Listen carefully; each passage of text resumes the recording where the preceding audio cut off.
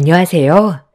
저는 내 생명보다 더욱 소중한 30대 딸이 있는 50대 중반입니다. 결혼을 하고 나서 가장 잘한 일이라면 바로 사랑스러운 우리 딸을 낳은 것입니다. 딸은 열심히 대학 생활을 하고 있는데요. 얼마 전까지만 하더라도 중환자실에 있을 정도로 힘든 시기가 있었습니다. 그렇지만 지금은 누구보다 건강하게 잘 지내고 있어요. 항상 여기 사연을 듣고 있었는데 저도 기가 막힌 사연이라면 빠지지 않아 이렇게 글을 적어 보았습니다. 저는 가난한 집안의 외동딸로 태어났습니다.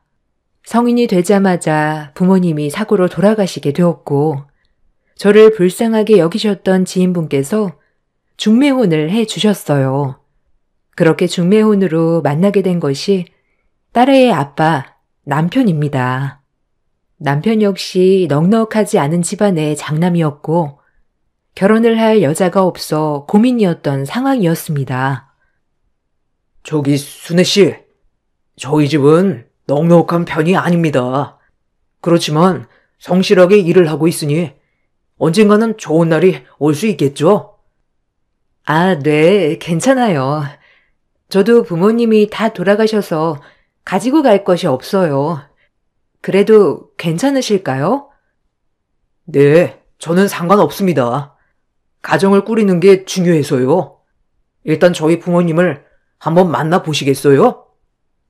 저와 중매를 통해서 만나게 된 후에 저희는 6개월 만에 결혼을 하였습니다. 큰 애정을 가지고 가정을 꾸린 것은 아니지만 성실하게 일을 하는 남편의 모습에 어쩌면 좋은 가정을 이룰 수 있겠다 생각을 했었습니다. 그렇지만 넉넉하지 않은 형편에 저희는 따로 집을 구하지 못하였고 결혼과 동시에 시집살이를 시작하게 되었어요. 시집살이는 상상했던 것보다 더욱 녹록지 못했습니다. 시아버지가 계셨을 때에는 시어머니의 시집살이가 그다지 힘들지는 않았지만 결혼 2년 만에 시아버지가 돌아가시게 되면서 시어머니의 시집살이는 더욱 심해졌습니다. 야, 너 밥 아직도 안 했어? 아니 도대체 정신을 어디다 팔고 다니는 거니? 아주 그냥 불쌍한 애 받아줬더니만 할 줄 아는 게 아무것도 없네 진짜. 너 지금 결혼한 지 3년이나 되었는데 아직도 따박따박 밥도 못하고 뭐 하는 거야? 아, 그게 요즘 통 몸이 좋지 않아서 자꾸만 잠도 쏟아지고 무겁기도 해서요. 지금 바로 밥 차릴게요. 아휴, 그러게. 밥을 작작 먹어야 살도 안 찌고 몸이 가볍지.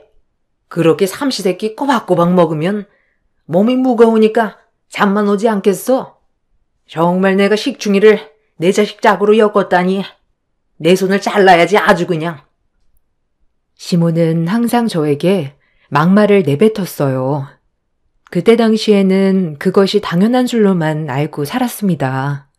남편 역시 시어머니의 이런 행패에 아무런 행동도 하지 않았고 오히려 제가 불편해하는 것을 더 불편해했었어요. 저는 그 집에서 외로운 이방인이었습니다. 그러다 저는 임신을 하게 되었어요. 제가 임신을 하자 시모의 태도는 약간 달라지기 시작했습니다.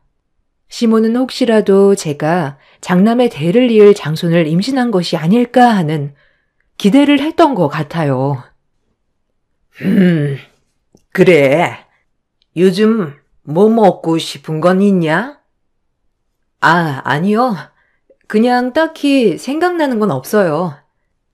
네가 생각이 나는 게 아니라 우리 장손 말이다. 먹기 싫어도 먹어야 우리 장손이 쑥쑥 크지. 아, 어머님. 아직 딸인지 아들인지 나오지 않아서 아직 모르는 일이잖아요. 예, 내가 임신한 사람을 본 게 하루 이틀도 아니고 거기다가 우리 두 아들 임신했을 때를 아는데 넌 무조건 아들이야.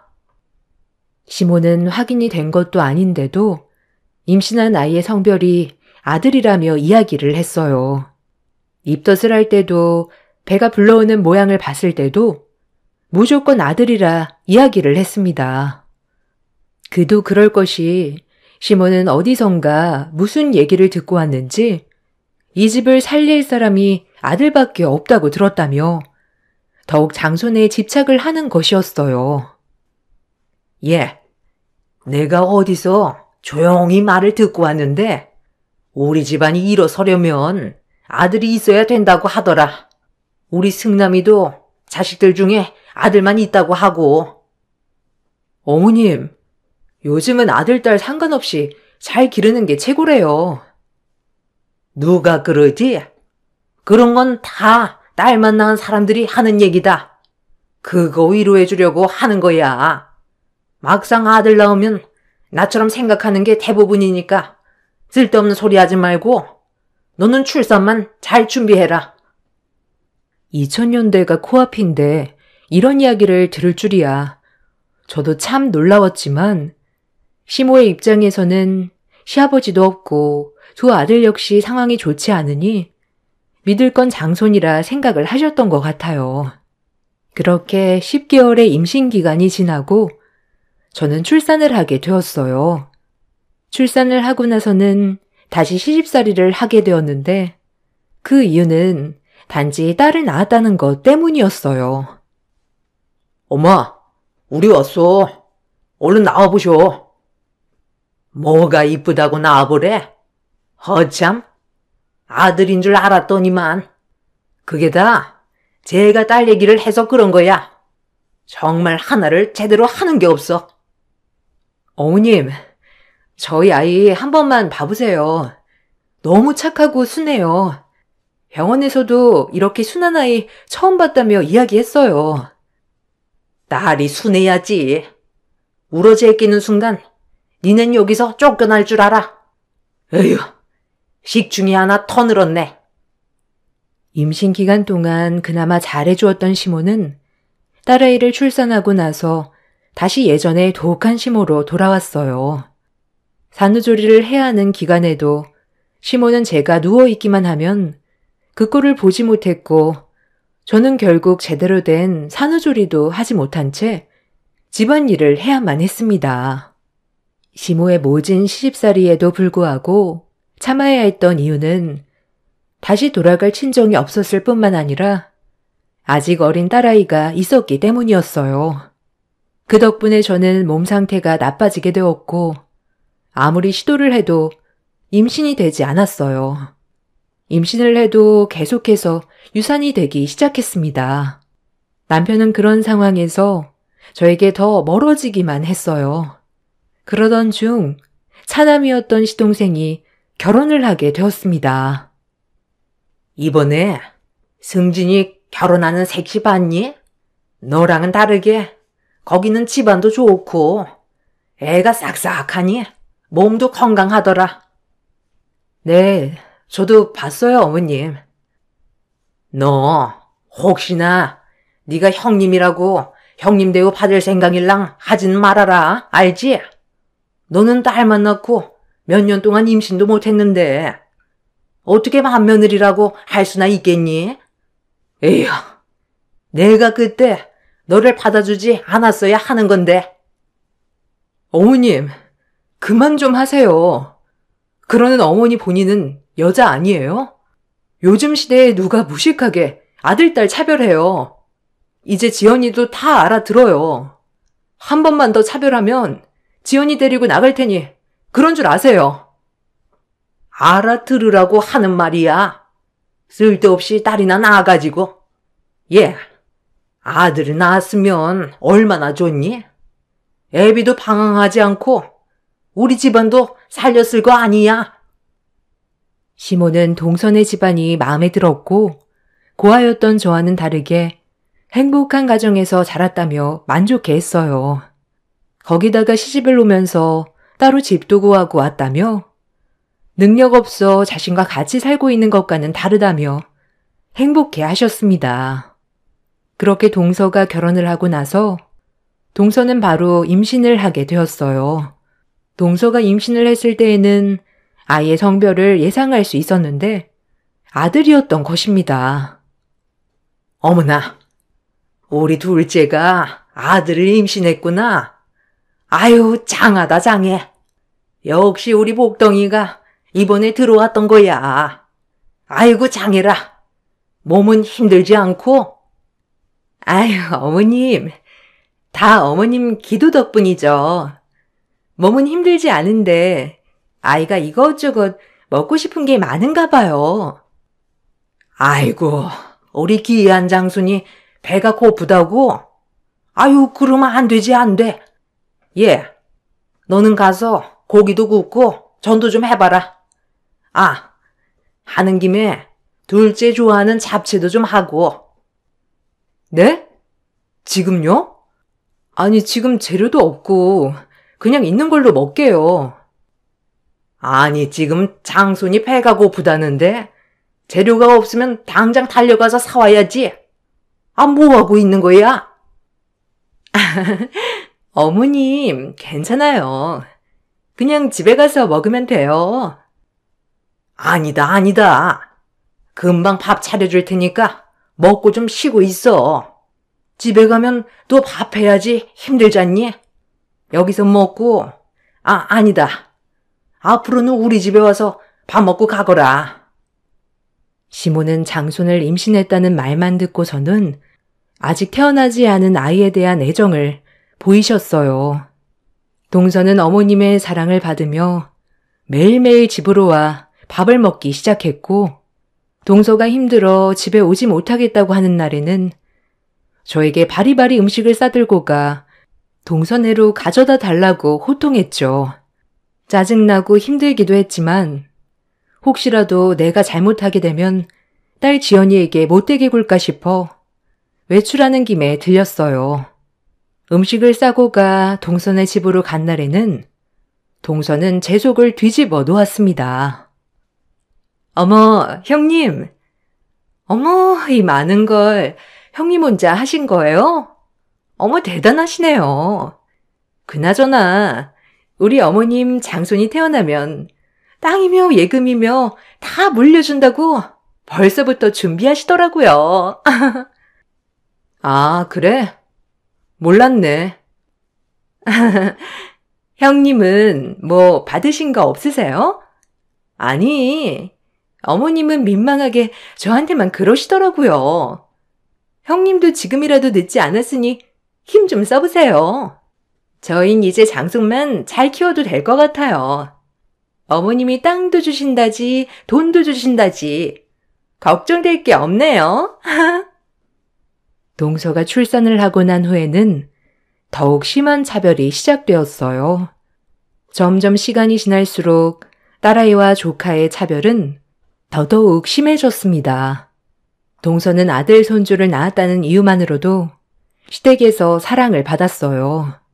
특히나 손주가 학교에 진학을 할 때가 되어서부터는 차별이 더욱 눈에 보이기 시작했어요. 아이고, 우리 장손. 우리 장손 이번에 초등학교 입학하지? 장손 학용품 사야 되니까 여기 용돈이니 잘 써라. 어머, 어머님. 100만 원이나 넣으셨어요? 아니, 뭘 이렇게 많이 넣으셨어요. 형준아, 할머니께 고맙습니다 해야지. 할머니, 고마워. 근데 할머니, 나 장난감도 사주면 안 돼? 이번에 꼭 사고 싶은 거 있단 말이야. 엄마랑 아빠는 안 된대. 아니, 우리 장손이 갖고 싶다는데 왜 그걸 안 사줘? 할미가 사줄 테니까 걱정하지 마. 시모는 없는 살림 속에서도 시조카가 가지고 싶다는 건 다 사주고 용돈도 많이 챙겨주기 시작하셨어요. 저희 딸아이도 그 자리에 있었지만 눈길조차 주지 않았습니다. 딸아이가 간혹 우리 부부가 일을 하는 사이 필요한 학용품이 있어 잠시 돈을 빌려달라고 했을 때에도 한 푼도 줄 수 없다며 욕을 하기도 했습니다. 이런 시모의 태도에 저는 너무나 화가 났어요. 저에게도 모자라 딸아이에게까지 차별을 하니 분노가 치솟았습니다. 여보, 어머님 좀 너무하신 거 아니야? 아니, 우리 지연이도 중학교 입학하는데 돈 10,000원은커녕 챙겨주지도 않으시고 형준이한테는 100만 원이나 주셨어. 당신은 이거 좀 부당하다고 생각 안 해? 당신 지금 돈 안 줬다고 이러는 거야? 아니, 엄마한테 돈이 어디 있어. 거기다가 형준이는 장손이니까 더 챙겨준 거고. 우리 형편 뻔히 알면서 엄마가 돈 안 줬다고 이렇게 얘기해? 아니, 돈이 문제가 아니고 항상 그러잖아. 지연이는 온갖 심부름 다 시키면서 형준이는 와도 가만히 앉아있기만 하고, 거기다가 지연이가 급해서 준비물 살 돈 5,000원 빌려달라고 했을 때 어머니는 정신머리가 없느니 이래서 여자애는 필요가 없다느니 막말해서 그런 거지. 아, 무슨 막말이라는 거야. 지금까지 어머니 성격 알잖아. 모르고 지금껏 버틴 것도 아닌데. 새삼스럽게 왜 그래? 아, 머리 아프게 좀 하지 마. 제발. 남편은 이런 저의 말에도 관심을 갖지 않았어요. 오히려 엄마의 태도가 하루 이틀이냐며 갑자기 얘기하는 제가 이상하다고 이야기를 했었죠. 저는 이대로 딸아이에게 불행을 넘겨줄 수 없다고 생각해 모든 가족들의 반대에도 취업을 했습니다. 적게나마 돈을 벌어서 모은다면 딸과 둘이서 살 수 있는 작은 집 하나는 마련할 수 있지 않을까 생각을 했어요. 그 이후로도 시어머니의 차별을 끝나지 않았습니다. 명절이 되어서도 부엌에 있는 건 저와 제 딸이었죠. 지연아, 그만하고 너도 가서 TV 보고 있어. 엄마가 다 해도 되니까 여기 있지 말고 어서 나가. 엄마, 나는 엄마랑 있는 게 편해. 그리고 엄마가 이렇게 고생하는데 어떻게 나가 있어? 내가 도와줄 테니까 엄마 얼른 하고 같이 쉬자. 예, 너네는 부엌에서 아니 무슨 말이 이렇게 많니? 명절 음식에 니네들 침 다 들어가겠다. 둘째야, 형준이 뭐 먹고 싶은 거 챙겨봐라. 네, 어머님. 어머, 형님. 아직 다 안 하셨어요? 제가 앉아서 도와드릴 걸 그랬나 보다. 그래, 조금 도와줘. 음식량이 늘어나니까 혼자 하기가 힘드네. 도와주긴 무슨? 얘 혼자서도 잘하니까 그냥 둬라. 너는 저기 따뜻한 데 앉아서 형준이랑 음식 먹으면서 쉬고 있어. 할머니, 너무한 거 아니에요? 엄마 혼자 어제부터 오늘까지 쉴 틈 없이 재료 준비하고 일하는데. 너? 어디서 소리를 질러? 아주 그냥 지 엄마 빼닮아가지고 쓸데없는 짓만 골라서 하는구나. 아휴, 니네 때문에 제명에 살 수 있겠냐? 아유, 어머님, 참으세요. 사춘기라 그런가 봐요. 저랑 방에 가서 있어요. 그래, 둘째야. 이렇게 사근사근 해야지. 아주 딸은 엄마 닮는다더니 가면 갈수록 보기가 싫어. 딸 앞에서도 거리낌 없이 막말을 내뱉는 시모의 태도와 그 옆에서 여우같이 행동하는 동서의 행동에 저는 너무나 화가 났습니다. 엄마가 능력이 있었다면 지금의 상황이 생기진 않았을 걸 후회가 되기도 했죠. 그 집에선 저와 딸을 제외하고는 모두가 한 가족이었습니다. 어머님의 장손 타령은 점점 더 심해졌고 딸에게 하는 막말의 수위도 점점 높아졌어요. 야, 너는 여자가 된 게 청소 하나도 제대로 못하니? 할머니, 제가 무슨 성인도 아니고 거기다가 저 지금 공부해야 돼요. 참, 여자는 집안 청소부가 되는 거야. 공부 그거 다 쓸모없고 돈이나 벌거나 집안일이나 하면 되는 거지. 공부는 무슨? 시모는 우리 아이를 단순히 집안 파출부 정도로 생각을 했어요. 지금은 어리지만 조금만 크면 돈도 벌면서 집안일도 하는 사람으로 취급할 수도 있을 정도였습니다. 딸아이는 그런 시모의 태도에 매번 항변을 하였지만 시모는 꿈쩍도 하지 않았어요. 저 역시 딸아이에게 하는 시모의 태도에 반박을 했지만 오히려 시모는 제가 그럴수록 딸을 더 괴롭혔고 딸이 자신에게 항변을 하면 시모는 저를 괴롭혔습니다. 딸과 제가 서로에게 중요하다는 걸 악랄하게 이용했던 것이죠. 넌 딸 자식 교육을 어떻게 한 거니? 아니 어떻게 어른들한테 그렇게 예의 없이 행동할 수 있어? 네? 아니, 지연이가 또 왜요? 아니 할머니한테 따박따박 말대꾸하고 하라는 건 안 하고 하지 말라는 것만 하잖니? 애비는 크면서 그런 적 한 번도 없었는데 어찌 엄마 피를 받아서 그런지요? 우리 집 애가 아닌 것 같네. 아, 정말 듣기 싫어 죽겠네. 제발 그런 말 좀 함부로 하지 마세요. 요즘 그렇게 말하시는 분들 안 계세요.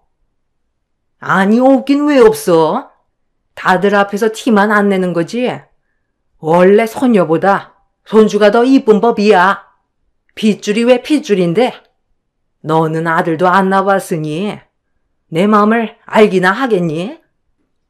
저에게는 이런 식으로 속을 뒤집어 놓았고 제 딸에게는 저를 비난하며 속을 뒤집어 놓았습니다.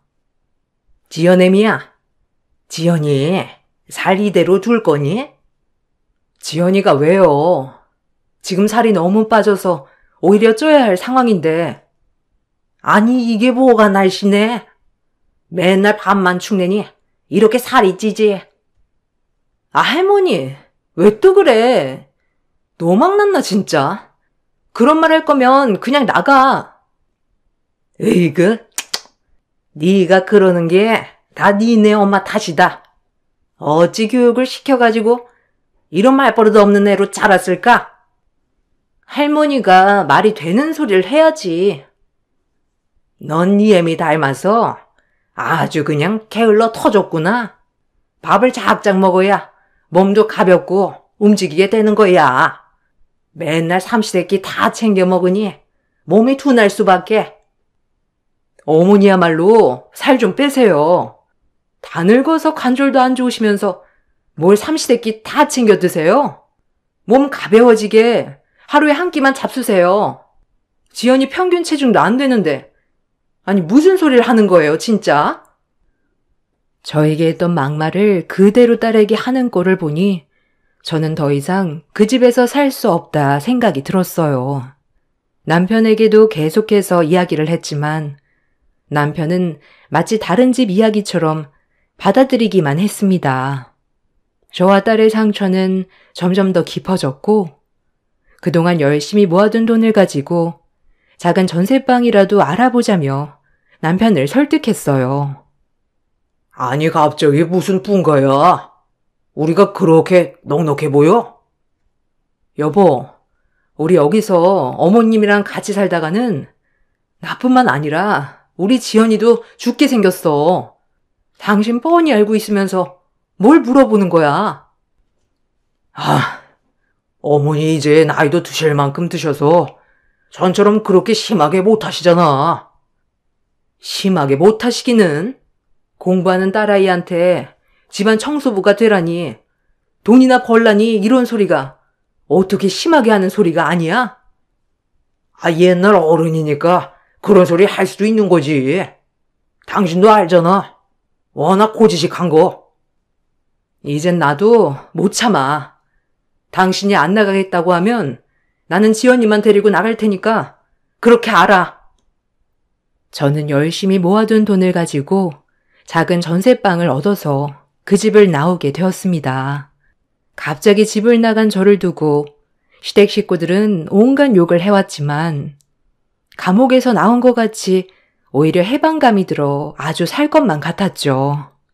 남편은 저희가 집을 나오자마자 저희를 따라 나왔습니다. 그 이후 잠시 동안 평화가 이어지는 듯 했었죠. 시간이 흘러 딸아이가 고등학교 졸업을 앞두고 친구들과 여행을 떠나게 되었는데 그곳에서 사고가 발생했어요. 사고로 인해 딸은 심한 외상을 입어 수술을 받아야 했고 중환자실에 들어가게 되었습니다. 이 소식을 듣고 시댁 식구들도 오랜만에 모이게 되었어요. 아니, 중환자실에 들어갔다고? 아니, 그래. 그럼 상태가 어떻다는 거니? 아직은 정확하진 않지만 오늘이 고비라고 해요. 오늘 깨어나야 그나마 나아진다고 하는데. 아니, 그래서 사고는 어떻게 해서 났다고? 중앙선 침범으로 딸애가 탄 차를 가해자가 쳤던 모양이에요. 아휴, 그렇구나. 아유, 그럼 그쪽에서 보상금도 주고 보험금도 다 받겠네? 네? 네, 그렇겠지만. 아니, 근데 왜 지금 굳이 그런 이야기를 꺼내세요? 아니, 지연애미야, 들어봐라. 어차피 지연이는 가망이 없다고 하잖니? 그 돈 받아봤자 지금 당장 들어갈 돈도 없을 거고. 그러니 형준이 이번에 중고등학교부터 유학을 가겠다고 하더라. 근데 둘째네가 자금이 부족한 모양이야. 그 보상금 우리 장손 유학 자금으로 보태자. 네? 아니, 무슨 그런 말 같지도 않은 소리를 하세요? 생각을 해봐라. 그 돈 받아봤자 니는 이제 자식이 없으면 쓸데도 없잖니. 이제 와서 또 낳을 것도 아니고. 그러니까 가족을 위해 쓰자는 거지. 저는 시모의 이 말을 듣고 분노를 하지 않을 수 없었어요.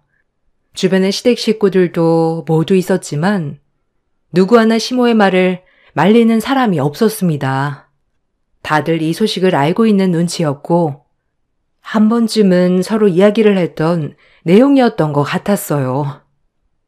정말 당신들 제정신이야? 제발 눈 떠달라고 빌어도 모자를 판국에 우리 딸 생명 가지고 이따 이야기를 해? 미친 거 아니야? 다들 제정신 있냐고? 어머머머, 얘가 단단히 미쳤네. 너 지금 어디서 큰 소리야? 아니, 말하려면 제대로 얘기해야지. 니네가 우리 집에 와서 뭐 한 게 있다고 그래? 그나마 딸 자식은 가는 길에 집안 일으켜 보겠다며 돈이라도 남기고 가는 건데 그거 네 돈 아니다. 돈이라면 아주 눈이 뒤집히지. 내 딸 차별한 것도 모자라서 내 딸 보험금을 어디다 줘? 그래, 진짜 눈 뒤집히는 걸 한번 봐볼래? 내가 지금 제정신으로 보여? 아유, 형님, 진정 좀 하세요. 진정 좀 하시고 어머님 얘기 좀 들어보세요. 동서도 지금 어머님 이야기에 동의하는 거야? 아니, 어머님이 잘못된 말도 하신 것도 아닌데요, 뭘. 미쳤어, 다들? 당장 꺼져. 당장 니들 꺼지라고. 얘가 자식 이르니 제정신이 아니네. 그 돈 쓸데없이 쓸 생각하지 말고 집안 살리는 데 써라. 알았니? 난 내 얘기 했으니 이만 가마. 시모는 끝까지 얼토당토하지 않은 이야기를 남기고 자리를 떠났고 저는 시댁 식구들과의 인연을 완전히 끊어야 되겠다 결심을 했습니다. 남편과의 대화를 통해서 남편과도 이제는 더 이상 함께하지 못하겠다는 생각을 했네요. 당신 왜 그 자리에서 아무런 말도 하지 않았어? 어머님 하신 이야기 못 들었어? 우리 지연이 보험금으로 장손 유학 보내겠다잖아. 여보, 지연이 솔직히 언제 정신 차릴지도 모르는 상황이고 어차피 가해자가 보상금 준다고 하잖아. 그 돈으로 일단 병원비 쓰면 되는 거고 보험금은 보태주면 되는 거지. 아, 왜 그렇게 삐뚤게만 생각하는 거야? 뭐? 당신 지연이 아빠 맞아? 그 돈이 어떤 돈인 줄 알고 그런 얘기를 하는 거야? 아, 막말로 지연이가 언제 정신 차릴 줄 알고 지금 돈을 묵혀두고 있어. 차라리 우리 집안 장손한테 주는 게 나을 수도 있지. 당신 정말 어머님 아들 맞네. 모자가 쌍으로 미친 소리만 하고 있네 정말. 등신도 이런 상등신이 없겠다. 실망이고 당신 같은 남편 아니 아빠도 필요 없으니까 그만 끝내. 저는 남편에게 크게 실망을 하게 되었고 저는 이혼을 선언했습니다. 남편은 겨우 돈 때문에 이혼을 선언하는 거냐며 거부를 하였어요. 더 이상 저는 남편과 아니 그 집안과 연결이 되고 싶지 않아 독하게 마음을 먹고 변호사를 통해 이혼 소송을 했습니다. 이혼이 진행되는 동안에도 딸 지원이는 눈을 뜨지 못했습니다. 중환자실에서 계속해서 치료를 받으면서 연명하고 있었죠. 남편은 결국 이혼에 대해서는 받아들였지만 위자료에는 찬성하지 않았습니다. 뭐? 위자료? 내가 뭘 잘못했다고 위자료야? 당신 시댁에서 우리 무시하고 차별할 때 한 게 아무것도 없었잖아. 아무것도 없다니. 당신 따라서 분가하고 시댁에 안 가도 별말 안 한 게 어떻게 아무것도 안 한 거야? 당신 병원에서 일 잊어버렸어? 거기서 시댁 식구들 누구 하나 지연이 상태 괜찮은지 보는 사람 없었어. 근데 그 와중에 보험금은 받았는지 그것만 물어봤잖아. 우리를 뭘로 받길래 그런 소리를 했던 건데 그게 부당대우가 아니면 뭐가 부당대우야. 그 와중에 당신은 아무 말도 하지 못하고 있었잖아. 궁금해 물을 수도 있는 걸 가지고 그게 부당대우라 할 수 있어? 난 이거 못 받아들여. 항소할 거니까 그렇게 알아. 결국 남편은 이혼 소송에 항소하여 상급 법원으로 가게 되었죠. 종종 시모나 동서가 병원에 왔었다는 소식을 들었지만 딸아이가 언제 떠나는지를 확인하고 있는 듯해 저는 너무나 화가 났습니다. 저는 희망을 놓치지 않고 정성으로 딸아이를 위해 빌고 또 빌었습니다. 상급 법원에서는 남편 측이 오히려 제가 시댁의 발길을 일방적으로 끊었으며 시댁 식구들을 무시했다고 항소하였습니다. 병원에서 제가 소리를 지르며 난동을 피웠던 장면을 그 증거로 제출을 했던 것이죠. 저는 너무나 억울했지만 시댁 식구들의 부당 대우에 대해서 입증할 또 다른 증거 자료가 필요했습니다. 이번에 증거가 충분하지 않으면 위자료 부분에서는 불리하게 결정될 수도 있어요. 아쉽지만 판결이 바뀔 수 있을 것 같습니다. 네. 그 인간들 정말 인간 같지도 않네요. 아니 어쩜 그렇게 뻔뻔하게 이렇게 이혼을 할 거였다면 충분히 증거 자료를 마련해 둘 걸 그랬나 봐요. 그렇지만 어느 정도는 받아들여질 겁니다. 아무래도 부당 대우에 대한 부분은 받아들여지지 않을 수도 있겠네요. 그래도 자료는 충분했으니 원판결이 뒤집어지지 않기만을 기다려야 할 것 같습니다. 네, 저도 그러기를 바라고 있어요. 끝까지 잘 부탁드릴게요. 남편은 위자료를 지급하지 않고자 그동안 제가 보냈던 메시지 내용 등 다양한 자료들을 제출하였고 이 때문에 원심이 바뀔 가능성이 높아지게 되었습니다. 부당대우에 대해서 입증을 하는 게 쉽지 않았기 때문에 변호사 측에서도 원심에서 바뀔 수는 있지만 크게 바뀌지 않기만을 바라야 할 수도 있다고 말을 할 정도였죠. 그렇게 상급 법원의 결정이 내려지던 날 예상 밖의 일이 발생했죠. 바로 중환자실에 있었던 딸이 깨어나 증언과 증거 자료를 제출했던 것입니다.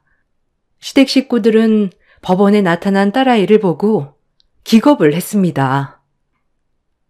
아니 너 왜 여기 있니? 네가 어떻게 여기 있어? 할머니, 안녕하셨어요? 제가 여기 있는 게 굉장히 아쉬우신가 봐요. 아니, 할머니뿐만 아니라 작은 엄마도 똑같은 표정이시네요. 어머머머, 아니 언제 깨어났어? 아니 며칠 전까지는 중환자실에 있었던 거 아니야? 네, 맞아요. 제가 거의 죽을 뻔했는데 억울한 우리 엄마 두고 제가 갈 수가 없어서요. 죽기 살기로 버텨서 깨어나게 되었네요. 이렇게 깨어난 덕분에 제가 우리 엄마가 당한 일들 다 진술하고 증거 자료도 건넸어요. 뭐? 뭘 건넸다는 거야? 당한 일이 뭐가 있다고? 너 다치더니? 어디 머리가 어떻게 된 거 아니냐? 할머니, 저한테 보낸 문자 기억 안 나세요? 저 대학 등록금 쓰지 말고 모아뒀다가 그쪽 장손 유학자금 대야 된다고 했던 거요. 거기다가 제가 싫다고 문자 보내니 지혜미 닮아서 버릇없다며 폭언 줄줄이 써서 또 보냈잖아요. 작은 엄마는 또 안 그러셨어요? 그거 제가 싹 다 모아서 증거 자료로 제출했어요. 예, 그게 어떻게 부당대우야? 우리 집은 장손이 우선인데 어떻게 그게 부당대우냐고? 시모는 그동안 딸아이에게 대학은 포기하고 대학 등록금을 모아서 유학자금으로 보태라고 종용을 했던 상황이었습니다. 거기다가 고등학교 졸업을 하자마자 공장에 취업이나 하라며 취업 일자리를 알아봤다고 전화도 했었었죠. 저는 시댁과의 교류를 계속하진 않았지만 어떻게 알았는지 딸아이에게 계속해서 전화해 모진 말들을 전했던 것이었습니다. 정말 대단들 하시네요. 대단한 장손 하나 키워보려고 애지중지 키운 남의 딸을 이렇게 함부로 대하시다니요. 이번 일 저는 그냥 못 넘어갑니다. 남편뿐만 아니라 어머님, 아니 당신한테도 위자료 청구했으니 그렇게 하세요. 아니 위자료라니? 내가 뭘 했다고 위자료를 청구했다는 거야? 집을 나간 건 너고 이혼을 하겠다고 한 것도 넌데 잘못한 거 내가 아니고 너야. 끝까지 주잡하게 이러니 할 말이 없네요. 법원에서 다 결정을 해줄 테니 누가 잘못한 건지 나오겠죠. 저는 딸아이의 진술과 자료들을 토대로 그동안 심각한 시집살이 부당대우가 있었음을 증명할 수 있었습니다. 오히려 상급 법원에서는 남편뿐만 아니라 시모에게도 위자료 2천만 원을 배상하란 판결을 선고했죠. 없는 집안에서 위자료를 4천만 원이나 내야 하는 상황에 이르게 되자 결국 모든 시댁 식구들이 돈을 내뱉어야 했습니다. 유학을 보내야 한다며 노래를 불렀던 동선의 가족들도 이 영향을 받을 수밖에 없었죠. 결국 동서 아들은 유학도 못 가게 되었습니다.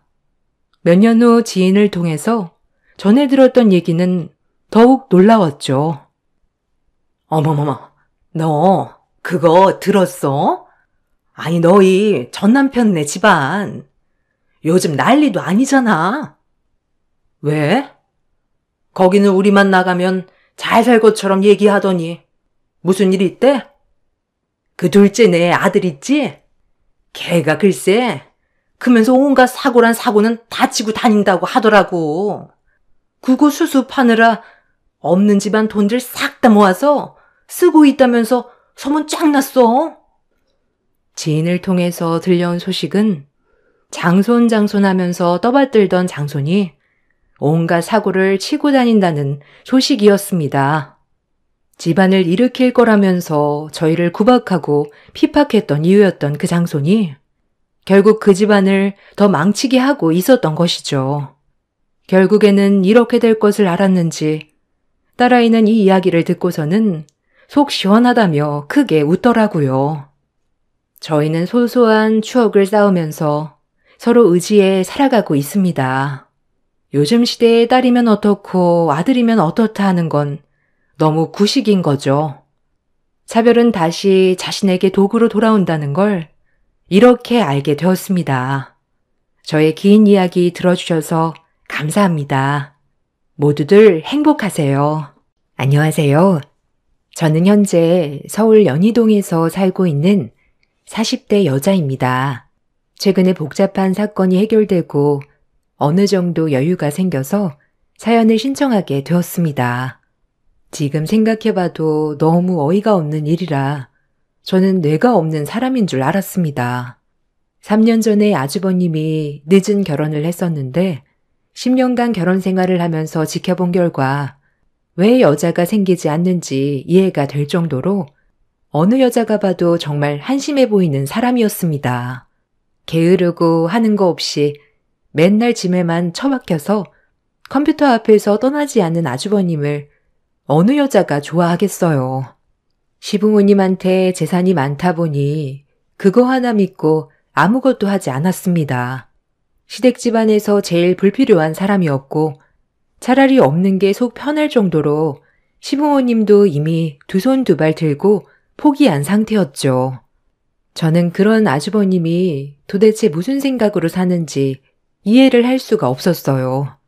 주어진 삶이 여러 번 있는 것도 아니고 시간을 되돌릴 수 없는 한 번뿐인 인생인데 그 시간을 너무 아깝게 허비를 하는 것 같아 모두가 시댁에 모여 식사를 할 때 아주버님한테 하고 싶은 일이 있는지 슬쩍 말을 던졌습니다. 밥을 먹으면서 핸드폰에 눈을 떼지 못하던 아주버님은 제 말에 대꾸조차 하지 않다가 시모가 사람이 물어보면 대답을 해야 되지 않냐고 아주버님의 핸드폰을 빼앗아 식탁에 쾅 하고 내려놓으셨어요. 며느리가 너한테 지금 하고 싶은 일은 없는지 물어보고 있잖아. 없으면 없다고 한마디 하는 게 그게 그렇게 어렵니? 눈 떠서 눈 감을 때까지 핸드폰 아니면 방에 처박혀서 컴퓨터나 하고 있으면서 뭘 잘난 게 있다고 사람 말을 무시해? 너한테 밥값 나가는 것도 아까우니까 그만 처먹고 방으로 들어가라. 아, 알았다고요. 그만 좀 뭐라고 하세요. 저는 뭐 이런 삶을 살고 싶어서 이러는 줄 알아요? 조금만 해도 흥미를 잃어버리니까 의욕이 안 생기는 것 뿐이잖아요. 저도 나중에 하고 싶은 일이 생기겠죠. 지금은 때가 아니라서 그런 것 뿐이라고요. 알아서 할 테니까 저 좀 제발 그냥 놔두세요. 그리고 재수씨, 원래 오지랖이 좀 있나 봐요. 남의 일에 왜 이렇게 간섭이 많아요? 내가 재수씨 일에 참견한 적 있어요? 그 말투 정말 가식처럼 느껴지니까 앞으로 내 앞에서 말 좀 조심해줘요. 형, 무슨 말을 그렇게 해? 이 사람도 가족이고 형이 걱정돼서 하고 싶은 일은 없는지 물어보는 게 잘못됐어? 걱정해주는 사람한테 가식이라고? 형이 지금 사는 꼴을 봐봐. 나이 40 넘어서 여자 하나 제대로 만나지도 못하고 일도 끈덕지게 못해선 1년도 못 버티고 뛰쳐나와 아버지 어머니가 힘들게 벌어놓은 돈만 축내면서 살고 있잖아. 이 세상에서 제일 한심한 사람이 형이라고. 제발 정신 좀 차려. 부모님 마음에 대못을 박으니까 좋아? 장남이면 장남답게 행동을 해. 아버지, 더 이상 저런 형편없는 놈 받아주지 마세요. 우리 집안에 있어봤자 도움도 안 되는 놈인데 뭐하러 끼고 살아요. 등 따시고 배부르니까 평생 놀고 먹을 생각만 하는 것 같은데 저런 놈은 고생 좀 해봐야 된다고요. 오래간만에 집에 오는 건데 저도 편하게 있다가 가고 싶다고요. 아주버님 때문에 다들 지쳐 있었고 집안 분위기는 난리도 아니었어요. 이런 심각한 상황 속에서 본인은 무엇을 잘못했는지 전혀 느끼지 못하고 있었고 시부모님의 감정이 격해지면서 아주버님과 언성을 높이게 되자 갑자기 집을 나가겠다면서 방으로 들어가더니 짐을 챙기기 시작했어요. 너 정말 대책 없구나. 이대로 나가면 문제가 해결되니? 왜 이렇게 정신을 못 차리는 거야? 네가 지금 정상적인 삶을 살고 있지 않으니까 문제가 계속 커지는 거잖아. 너 이대로 나가잖아? 신용카드 다 정지시켜버리고 냉전 한 푼 없이 내쫓길 줄 알아. 너 때문에 집안이 흔들리고 있는데 계속 대책 없이 행동할 거야? 우리 집안의 장남이면 장남답게 행동을 하라고. 끝까지 고집 부린다 이거지? 지가 미리 내놔. 안 내놔? 여보, 당장 카드사에 전화해서 저놈이 가지고 있는 카드 전부 다 정지시키고 앞으로 집에는 훨씬도 하지 못하게 만들어요. 나는 우리 작은 아들이랑 며느리만 있으면 되니까 다시는 내 눈앞에 나타나지 마. 네, 알겠어요. 저도 그렇게 할 생각이에요. 이 지긋지긋한 집구석에서 살 바엔 차라리 밖에 나가 굶어 죽는 게 훨씬 낫겠네요. 다시는 찾아오지 않을게요. 아주버님은 시부모의 마음에 비수를 꽂아버렸고 그렇게 짐을 챙겨 뒤도 안 돌아보고 조금의 망설임도 없이 집 밖으로 뛰쳐나가 버렸어요. 시모는 대책 없는 아주버님의 뒷모습을 바라보면서 그 자리에 털썩 주저앉아 오열을 하셨고 그날 이후 전화기는 꺼진 채로 어떠한 연락도 없었습니다. 시모는 정신적으로 많이 힘드셨는지 몸져 누우셨고 남편과 저는 시부모님이 많이 힘들어하셔서 저희 부부가 챙겨드릴 수 있는 건 신경 써드리려고 시간 날 때마다 시댁에 가서 집안일을 봐드렸네요. 아주버님은 집을 떠난 뒤 시부가 카드를 정지시켰는데도 어디서 뭘 먹고 사는지도 도와달라는 전화는 일절 없었습니다. 시간이 지날수록 시부모님은 불안해하셨지만 저희는 정신 차릴 때까지 절대로 받아주면 안 된다고 단호하게 행동하시게끔 중간에서 방향을 잡아드렸어요. 저희 부부는 지금의 기회를 놓치게 된다면 두 번 다시 아주버님의 안 좋은 버릇을 절대로 고칠 수 없다고 판단했어요. 시부모님 또한 저희 마음을 이해해 주셨는지 아주버님한테 먼저 연락이 올 때까지 힘든 시간들을 버텨오고 있었습니다. 그렇게 일주일이 지나고 한 달이 지나니 어느새 6개월의 시간이 흘러버렸고 아주버님은 죽었는지 살았는지 조금도 알 수 없는 상황까지 오게 되었습니다. 결국 시부모님은 실종 신고를 넣은 뒤 소식을 기다리고 있었는데 어느 날 충격적인 일이 눈앞에 펼쳐지게 되었네요. 6개월간 연락도 없던 아주버님이 초인종을 누르고 집 안으로 들어왔는데 아주버님 얼굴을 봐서 놀란 것도 있었지만 그 등 뒤에 한 여자가 조심스럽게 고개를 내밀면서 어색한 미소와 함께 시부모님과 저희 부부에게 인사를 했어요. 갑자기 이게 무슨 일이니? 그동안 어디서 어떻게 살아왔길래 연락도 없이 찾아온 거야? 너는 아빠 엄마가 걱정할 거라는 생각은 안 해봤어? 오죽했으면 실종 신고까지 했었다고.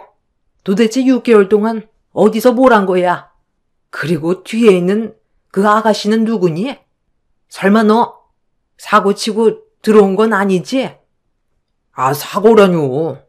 무슨 말을 그렇게 하세요? 저희는 서로 진심으로 사랑하는 사이라고요. 이제 저도 정신 차렸고 앞으로 열심히 살아보려고 다시 온 거니까 자리 좀 잡게 지원 좀 해주세요. 우리 진주가 임신을 했거든요. 늦은 나이에 만나 서로 사랑을 확인했고 앞으로 저도 제대로 된 인생을 살아보고 싶어요. 임신? 6개월 동안 연락 한 통 없다가 갑자기 나타나서 임신한 여자를 데려와? 그럼 내가 좋다고 받아줄 줄 알았니? 너는 어떻게 엄마의 마음을 하루라도 편하게 만들어주질 않는 거야? 차라리 엄마가 죽는 게 낫겠다. 이런 걸 보려고 힘들게 네 뒷바라지 해준 줄 아니? 지원이고 뭐고 너 줄 돈 없으니까 당장 나가. 이제 정신 차리고 정말 잘 살아보려고 왔는데 그냥 좀 믿어주고 받아주면 안 되는 거예요? 아버지가 원하는 며느리도 데리고 왔잖아요. 거기에다가 바로 손자까지 볼 수 있게 애까지 만들어 왔는데 이대로 내치면 두 분 마음이 편하겠어요? 앞으로 아버지가 하시는 사업 제가 이어받을 수 있게 옆에서 배울 테니까 저 좀 받아주세요. 인간답게 살고 싶어 큰맘 먹고 왔는데 정말 그냥 가요? 이 사람 뱃속에 손자가 자라고 있는데 그냥 가냐고요? 형은 참 속 편하게 산다. 6개월 동안 연락 한 통 없이 자기 하고 싶은 대로 하고 살다가 이제는 애까지 만들어 왔으니 다시 받아달라고? 아직까지 정신 못 차렸네. 아버지, 엄마, 제가 뭐라고 그랬어요? 전혀 신경 안 써도 된다고 그랬죠? 아버지가 카드 정지시켰을 때 눈 하나 깜빡하지 않았던 이유가 다 있다니까요. 벌써 뒷주머니 차고 있었기 때문에 두려운 게 없었겠죠. 그동안 빼돌린 거 다 쓰고 돈 떨어졌으니까 온 거겠지. 내 말 맞잖아. 형 같은 쓰레기는 우리 부모님 돈 가져갈 자격이 없어. 조금의 예상하지 못했던 전개가 펼쳐져서 가족들 모두 엄청난 충격을 받은 상태였어요. 시부모님께서는 아주버님의 대책 없는 행동에 많은 실망을 하셨고, 시모는 결국 혈압이 오르셨는지 머리를 부여잡고 소파에 털썩 앉으셨습니다.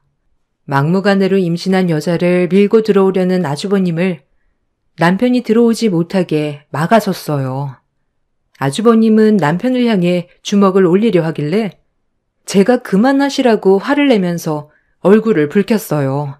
제 옆에 서 있던 시부는 크게 한숨을 내쉬더니 일단 소파에 앉아보라고 하면서 어떻게 된 상황인지 들어보고 판단하겠다며 힘든 얼굴로 소파에 앉으셨고, 결국 아주버님과 그 임신한 여자는 나란히 시부를 바라보고 앉았습니다.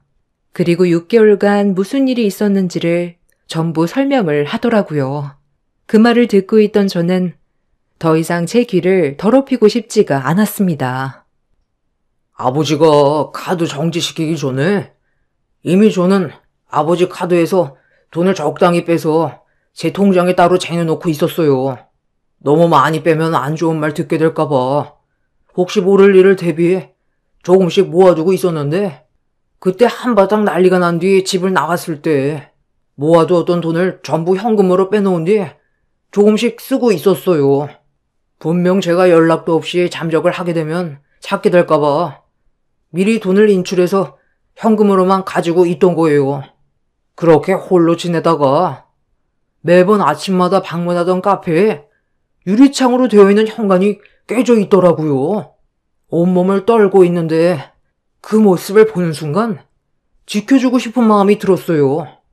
그때부터 이 사람과 많은 시간을 보냈고, 그러다 보니 임신까지 하게 된 거예요.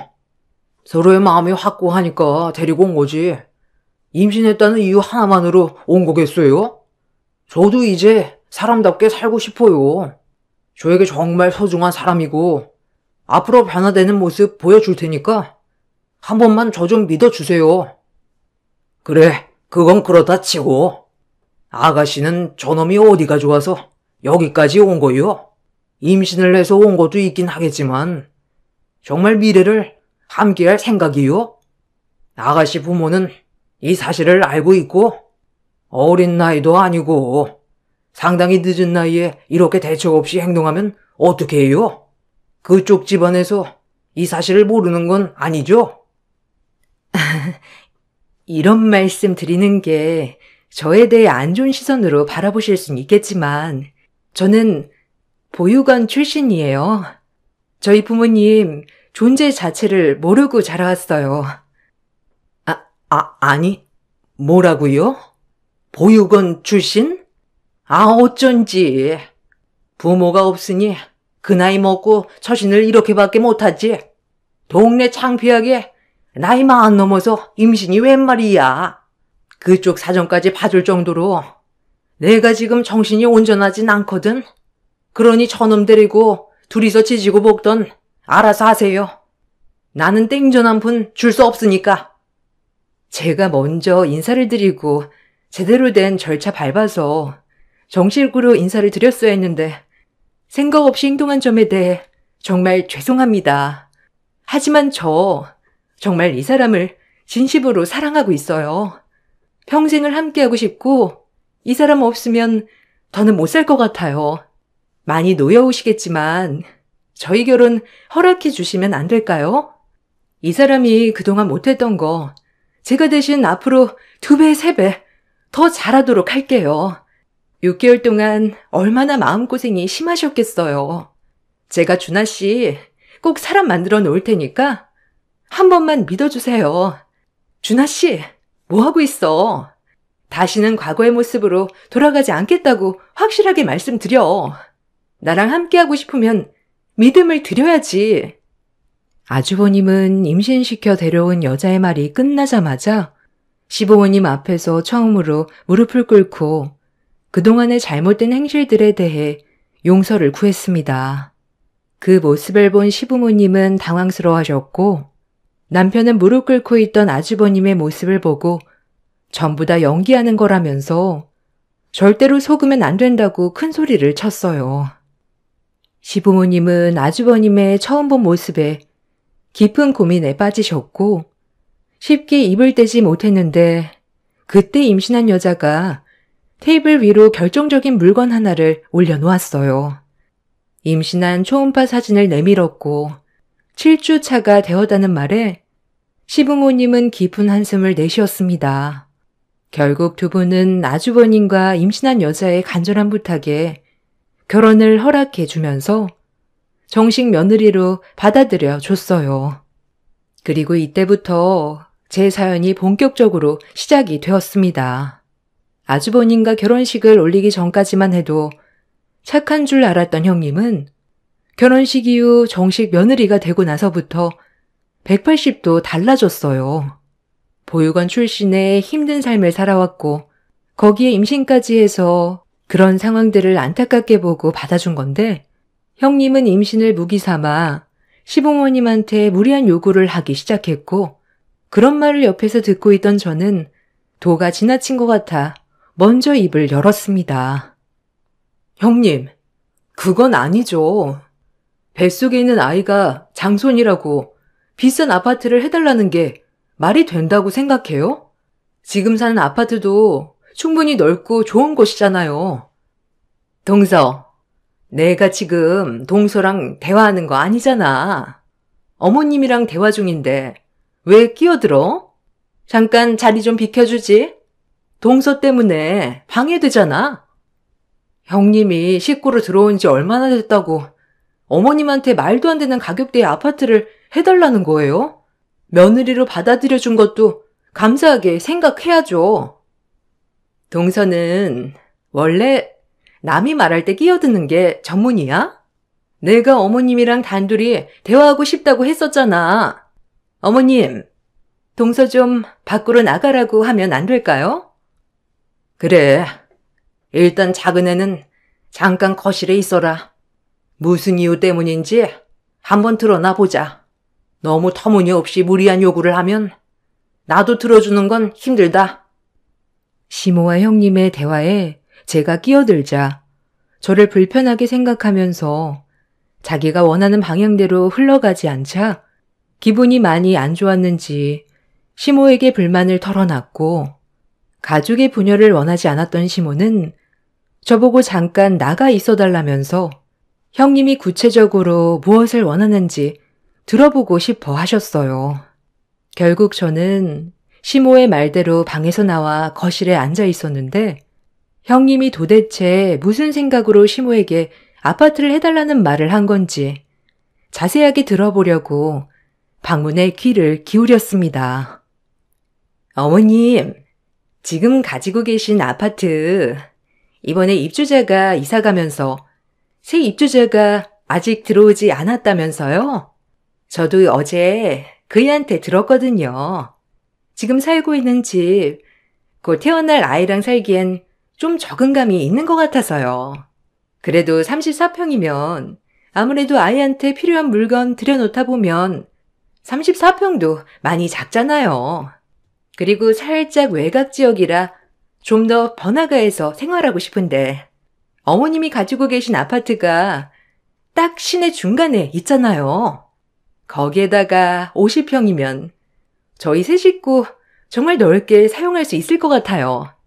그리고 저는 더 나이 들기 전에 아이 하나 더 낳을 생각이었는데 어머님이 지원만 해주시면 둘도 아닌 셋도 낳을 수 있어요. 힘 닿는 데까지 많이 낳아서 시끌벅적한 대가족 만들 테니 저희 좀 도와주시면 안 될까요? 아버님이 하시던 일 정리하셨다면서요. 남은 시간 가족들과 함께 지내고 싶어서 큰 결정 내리셨다는데 앞으로 태어날 손주들 재롱 보시면서 살아가시려면 저희도 그런 환경이 조성이 돼야 아이를 많이 가지지 않겠어요? 그렇게 해주실 수 있죠? 그동안 많이 벌어오셨고 저희한테 아파트 한 채 주신다고 생활에 지장도 없으시잖아요. 그이가 요즘 열심히 일하고 있는 거 아시죠? 그이가 항상 하는 얘기가 뭔 줄 아세요? 저를 만나서 인생이 달라졌다고 했어요. 상대가 누구냐에 따라 그 사람의 인생이 달라지는 거 어머님도 아시죠?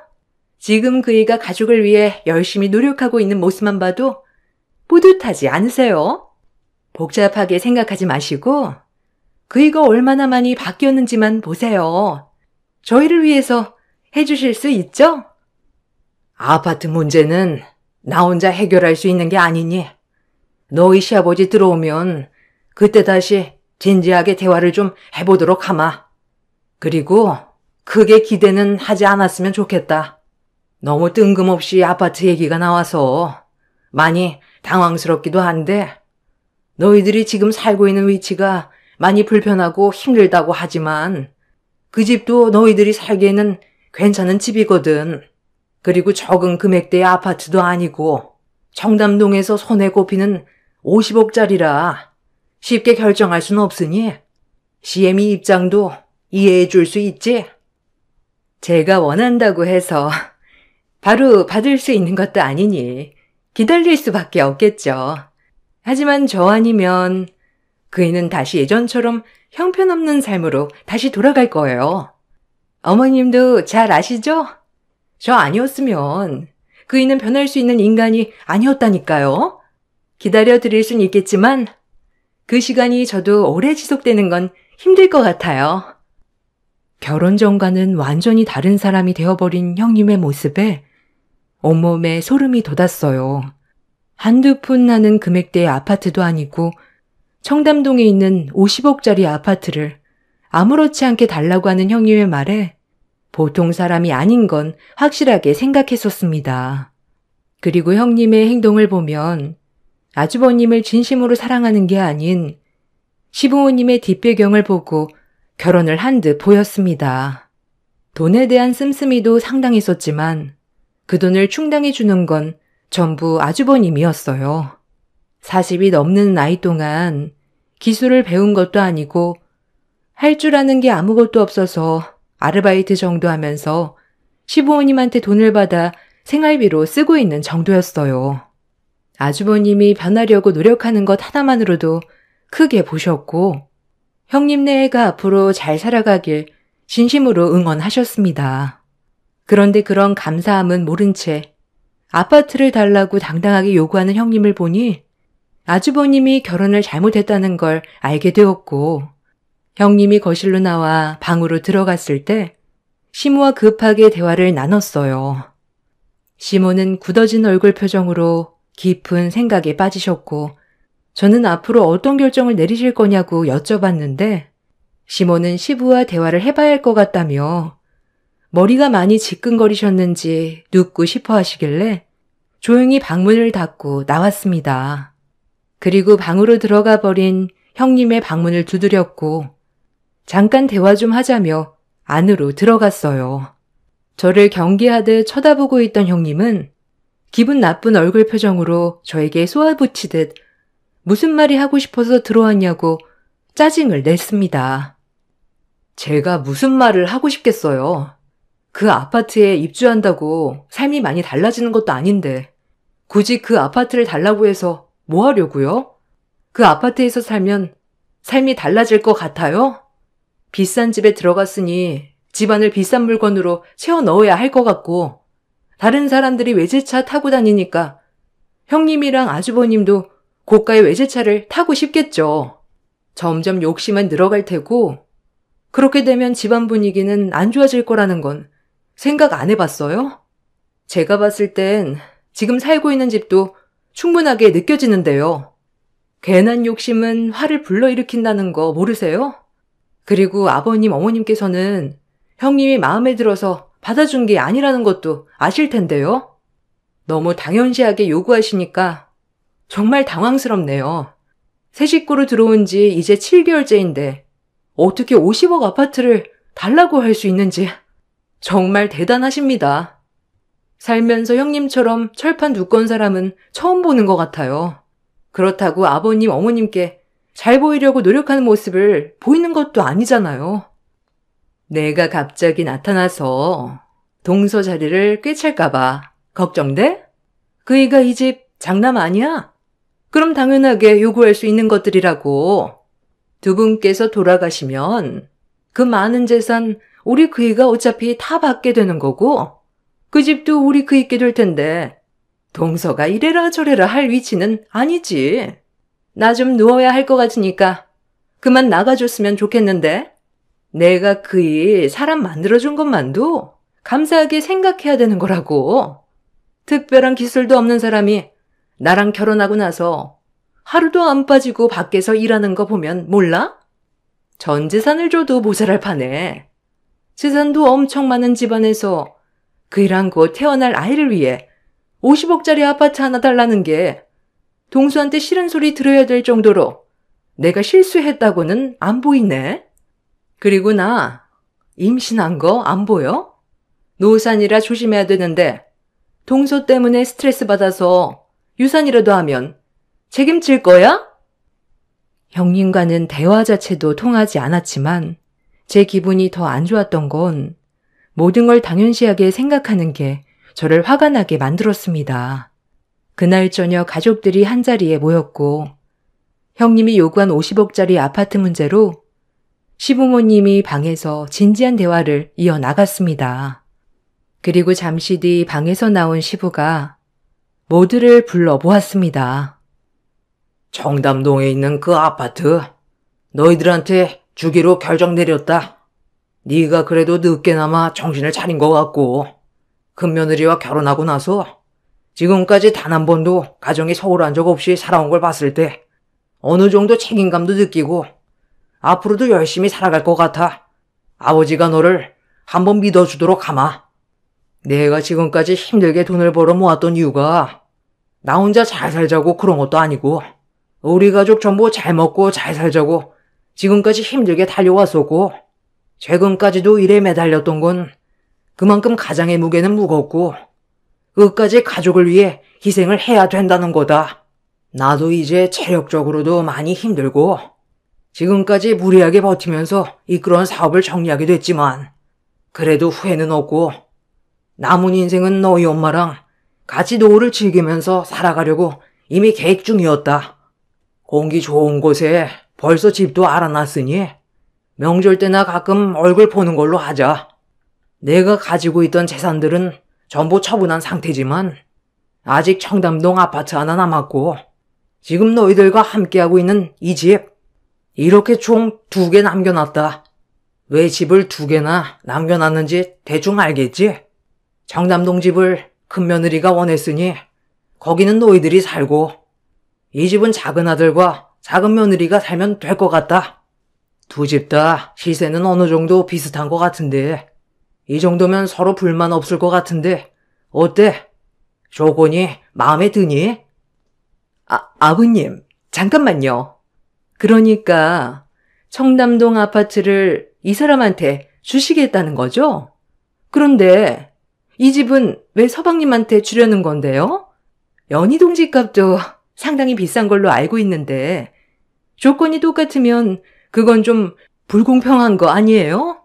그래도 이가 장남인데 똑같이 나누는 건 아닌 것 같아요. 다른 거라도 더 얹어 주셔야죠. 형수님, 이제 그만 좀 하시죠. 지금 받는 것도 상당히 가분하다는 거 모르세요? 동네에서 작은 카페 하나 운영해 오다가 우리 형 만나 인생 폈으면 감사하게 받고 조용히 입 다물고 있으면 되지. 뭘 잘났다고 더 달라고 입을 벌리고 있어요. 우리 아버지가 큰맘 먹고 내린 결정에 초칠 거예요? 너 형수한테 그게 무슨 말버릇이야? 너 형수가 틀린 말 한 것도 아니잖아. 아버지가 가지고 계신 재산이 월등하게 많으니까 좀 더 달라는 거잖아. 형이 뭘 안다고 그래? 지금 우리가 누리고 있는 모든 것들이 당연한 거야? 아버지의 피와 땀이 묻어있는 재산들이라고.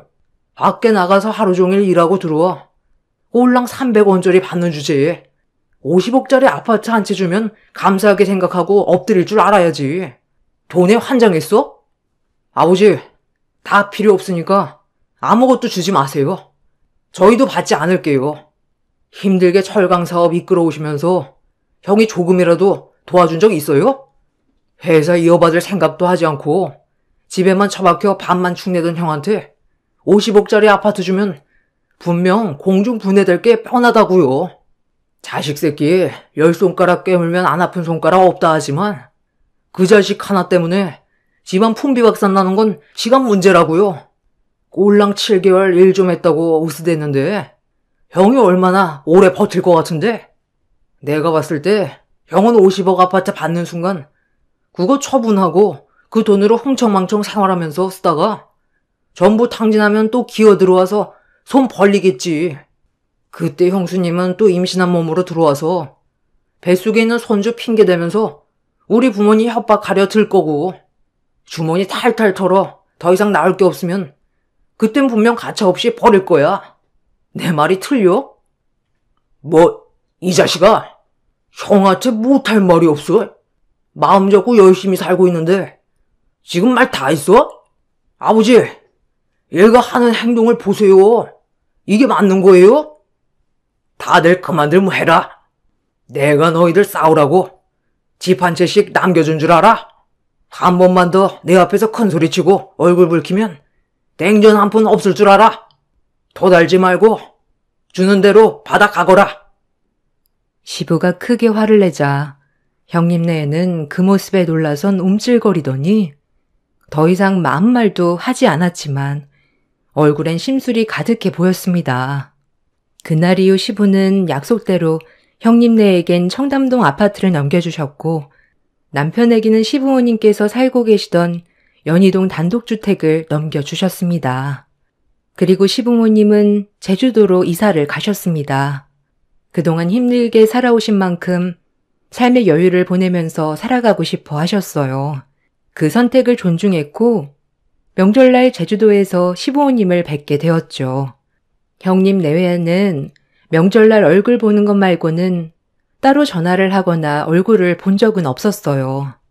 이런 관계를 지속해오면서 살아가던 어느 날 남편에게 전화 한 통이 왔는데 갑자기 핸드폰을 떨어뜨리더니 무언가에 엄청난 충격을 받았는지 그 자리에 털썩 주저앉아 버리더라고요.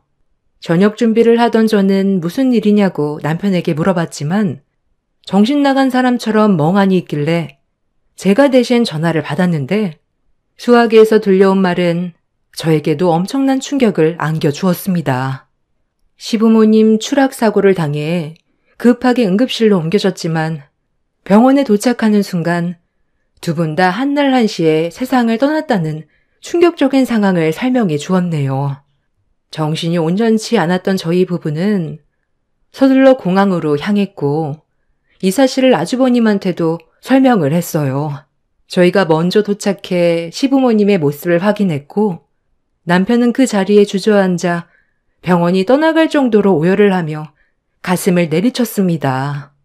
그리고 뒤늦게 도착한 형님네에도 시부모님이 돌아가신 거에 많은 충격을 받았는지 시부모님을 바라만 보고 있었어요. 도저히 믿기지가 않는 현실을 받아들이는 게 쉽지 않았지만 물 흘러가듯 장례가 진행이 되었습니다. 그렇게 3일장을 끝낸 뒤 시부모님이 그동안 남겨두신 것들을 하나둘 정리하고 있었는데 제주도에 있는 시부모님 집에서 형님이 갑자기 불만을 터뜨렸습니다. 기어코 내 말 안 듣고 기부를 한 거야? 가족을 위해 돈을 쓰라니까 왜 남은 재산을 전부 기부를 한 건데? 당신도 이것 좀 봐봐. 감사장 한번 보라고. 이 정도 돈이면 평생 놀고 먹고 할 수 있는 돈인데 남들이 해준 게 뭐가 있다고 우리 배보다 왜 남의 배를 불려주는 건데? 80억이 장난도 아니고 어떻게 한 번에 전 재산을 기부해 버리냐고. 여보, 이 집 얼마지? 곧 무너질 것 같은 이 허름한 집 처분해봤자 얼마 하지도 않지? 어차피 가실 거였으면 재산은 건들지 않고 내버려뒀으면 얼마나 좋아. 돈 될 만한 게 하나도 없잖아. 여보, 우리 앞으로 어떻게 하면 좋아? 여보 말만 믿고 투자했다가 우리 길거리에 나앉게 생겼다고. 나도 생각 좀 해보게. 좀 기다려 봐봐. 내가 이럴 줄 알았냐? 아버지 사고 나기 전에 돈 받아놨어야 했는데 그까지 안 주셔서 어쩔 수 없이 올라갈 수밖에 없었다고. 무조건 받아냈어야지. 우리 50억 어쩔 거야? 그럼 이 집에서 살아야 되는 거야? 당신이 대박 칠 수 있다고 해서 나는 그 말만 믿고 모든 걸 걸었다고. 이게 다 무슨 말이야? 그러니까 아버지가 형한테 남겨준 50억 아파트를 한 번에 날려 먹었다는 거야? 그리고 얼마 전에 아버지 만나러 왔었어? 뭐가 어떻게 돌아가는 거야? 형이 받은 그 재산 아버지가 얼마나 힘들게 벌어모았는지 몰라서 생각 없이 투자를 한 거냐고. 왜 이렇게 인생을 생각 없이 살아? 나도 다 생각이 있었다고. 나랑 친한 형이 대박 칠 수 있는 주식 종목을 알려줘서 모든 걸 다 쏟아 부었는데 본전도 못 잡고 망해버렸다고. 그래서 아버지한테 도와달라고 얼마 전에 잠깐 다녀간 적이 있었어. 너도 아버지 성격 알잖아. 당연히 도와주지 않겠다고 했고 차라리 기부를 하는 게 좋을 것 같다고 하길래 한바탕 하고 서울로 올라왔었거든. 그런데 갑자기 이런 상황이 생기니까 나도 지금 머릿속이 너무 복잡해서 어떻게 해야 될지 모르겠다. 정말 대책 없는 사람들이네.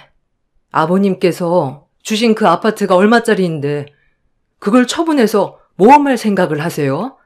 형님은 말렸어야 되는 거 아니에요? 둘 다 똑같으니까 지금까지 붙어 살겠지. 정말 한심한 사람들이네. 시부모님 떠나시고 남은 재산도 불우한 이웃에 기부할 거니까 그런 줄 아세요. 동서가 뭔데 기부를 한단 말아야. 얼마 남지 않은 재산이 동서 거야? 어디서 큰 소리야? 내가 동서보다 손이 사람인 거 몰라? 버릇이 왜 이렇게 없어? 시부모님이 떠나시고 비어있는 집에서 저희 부부와 형님 내외의 몸싸움이 시작됐고 한바탕 난리가 났었습니다.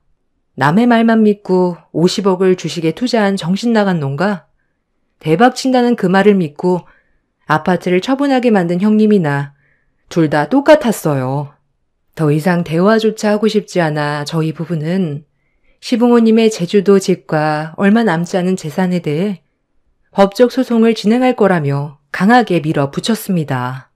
형님 내외도 소송으로 갈 때까지 가보자면서 큰소리친 뒤 먼저 서울로 올라갔고 저희 부부는 며칠간 시부모님의 집을 정리한 뒤 형님 내외를 상대로 소송 준비를 하기 위해 집으로 돌아왔는데 그 순간 충격적인 장면을 목격했어요.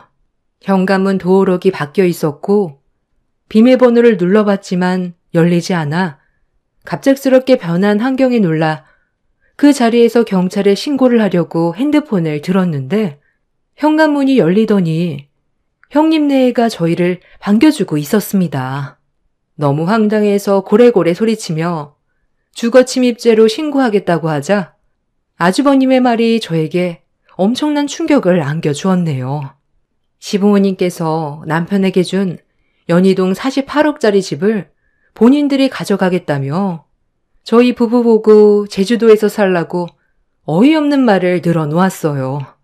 남편은 동네가 떠나갈 정도로 화를 내면서 당장 나가라고 소리쳤지만 형님 내외는 꿈쩍도 하지 않았습니다.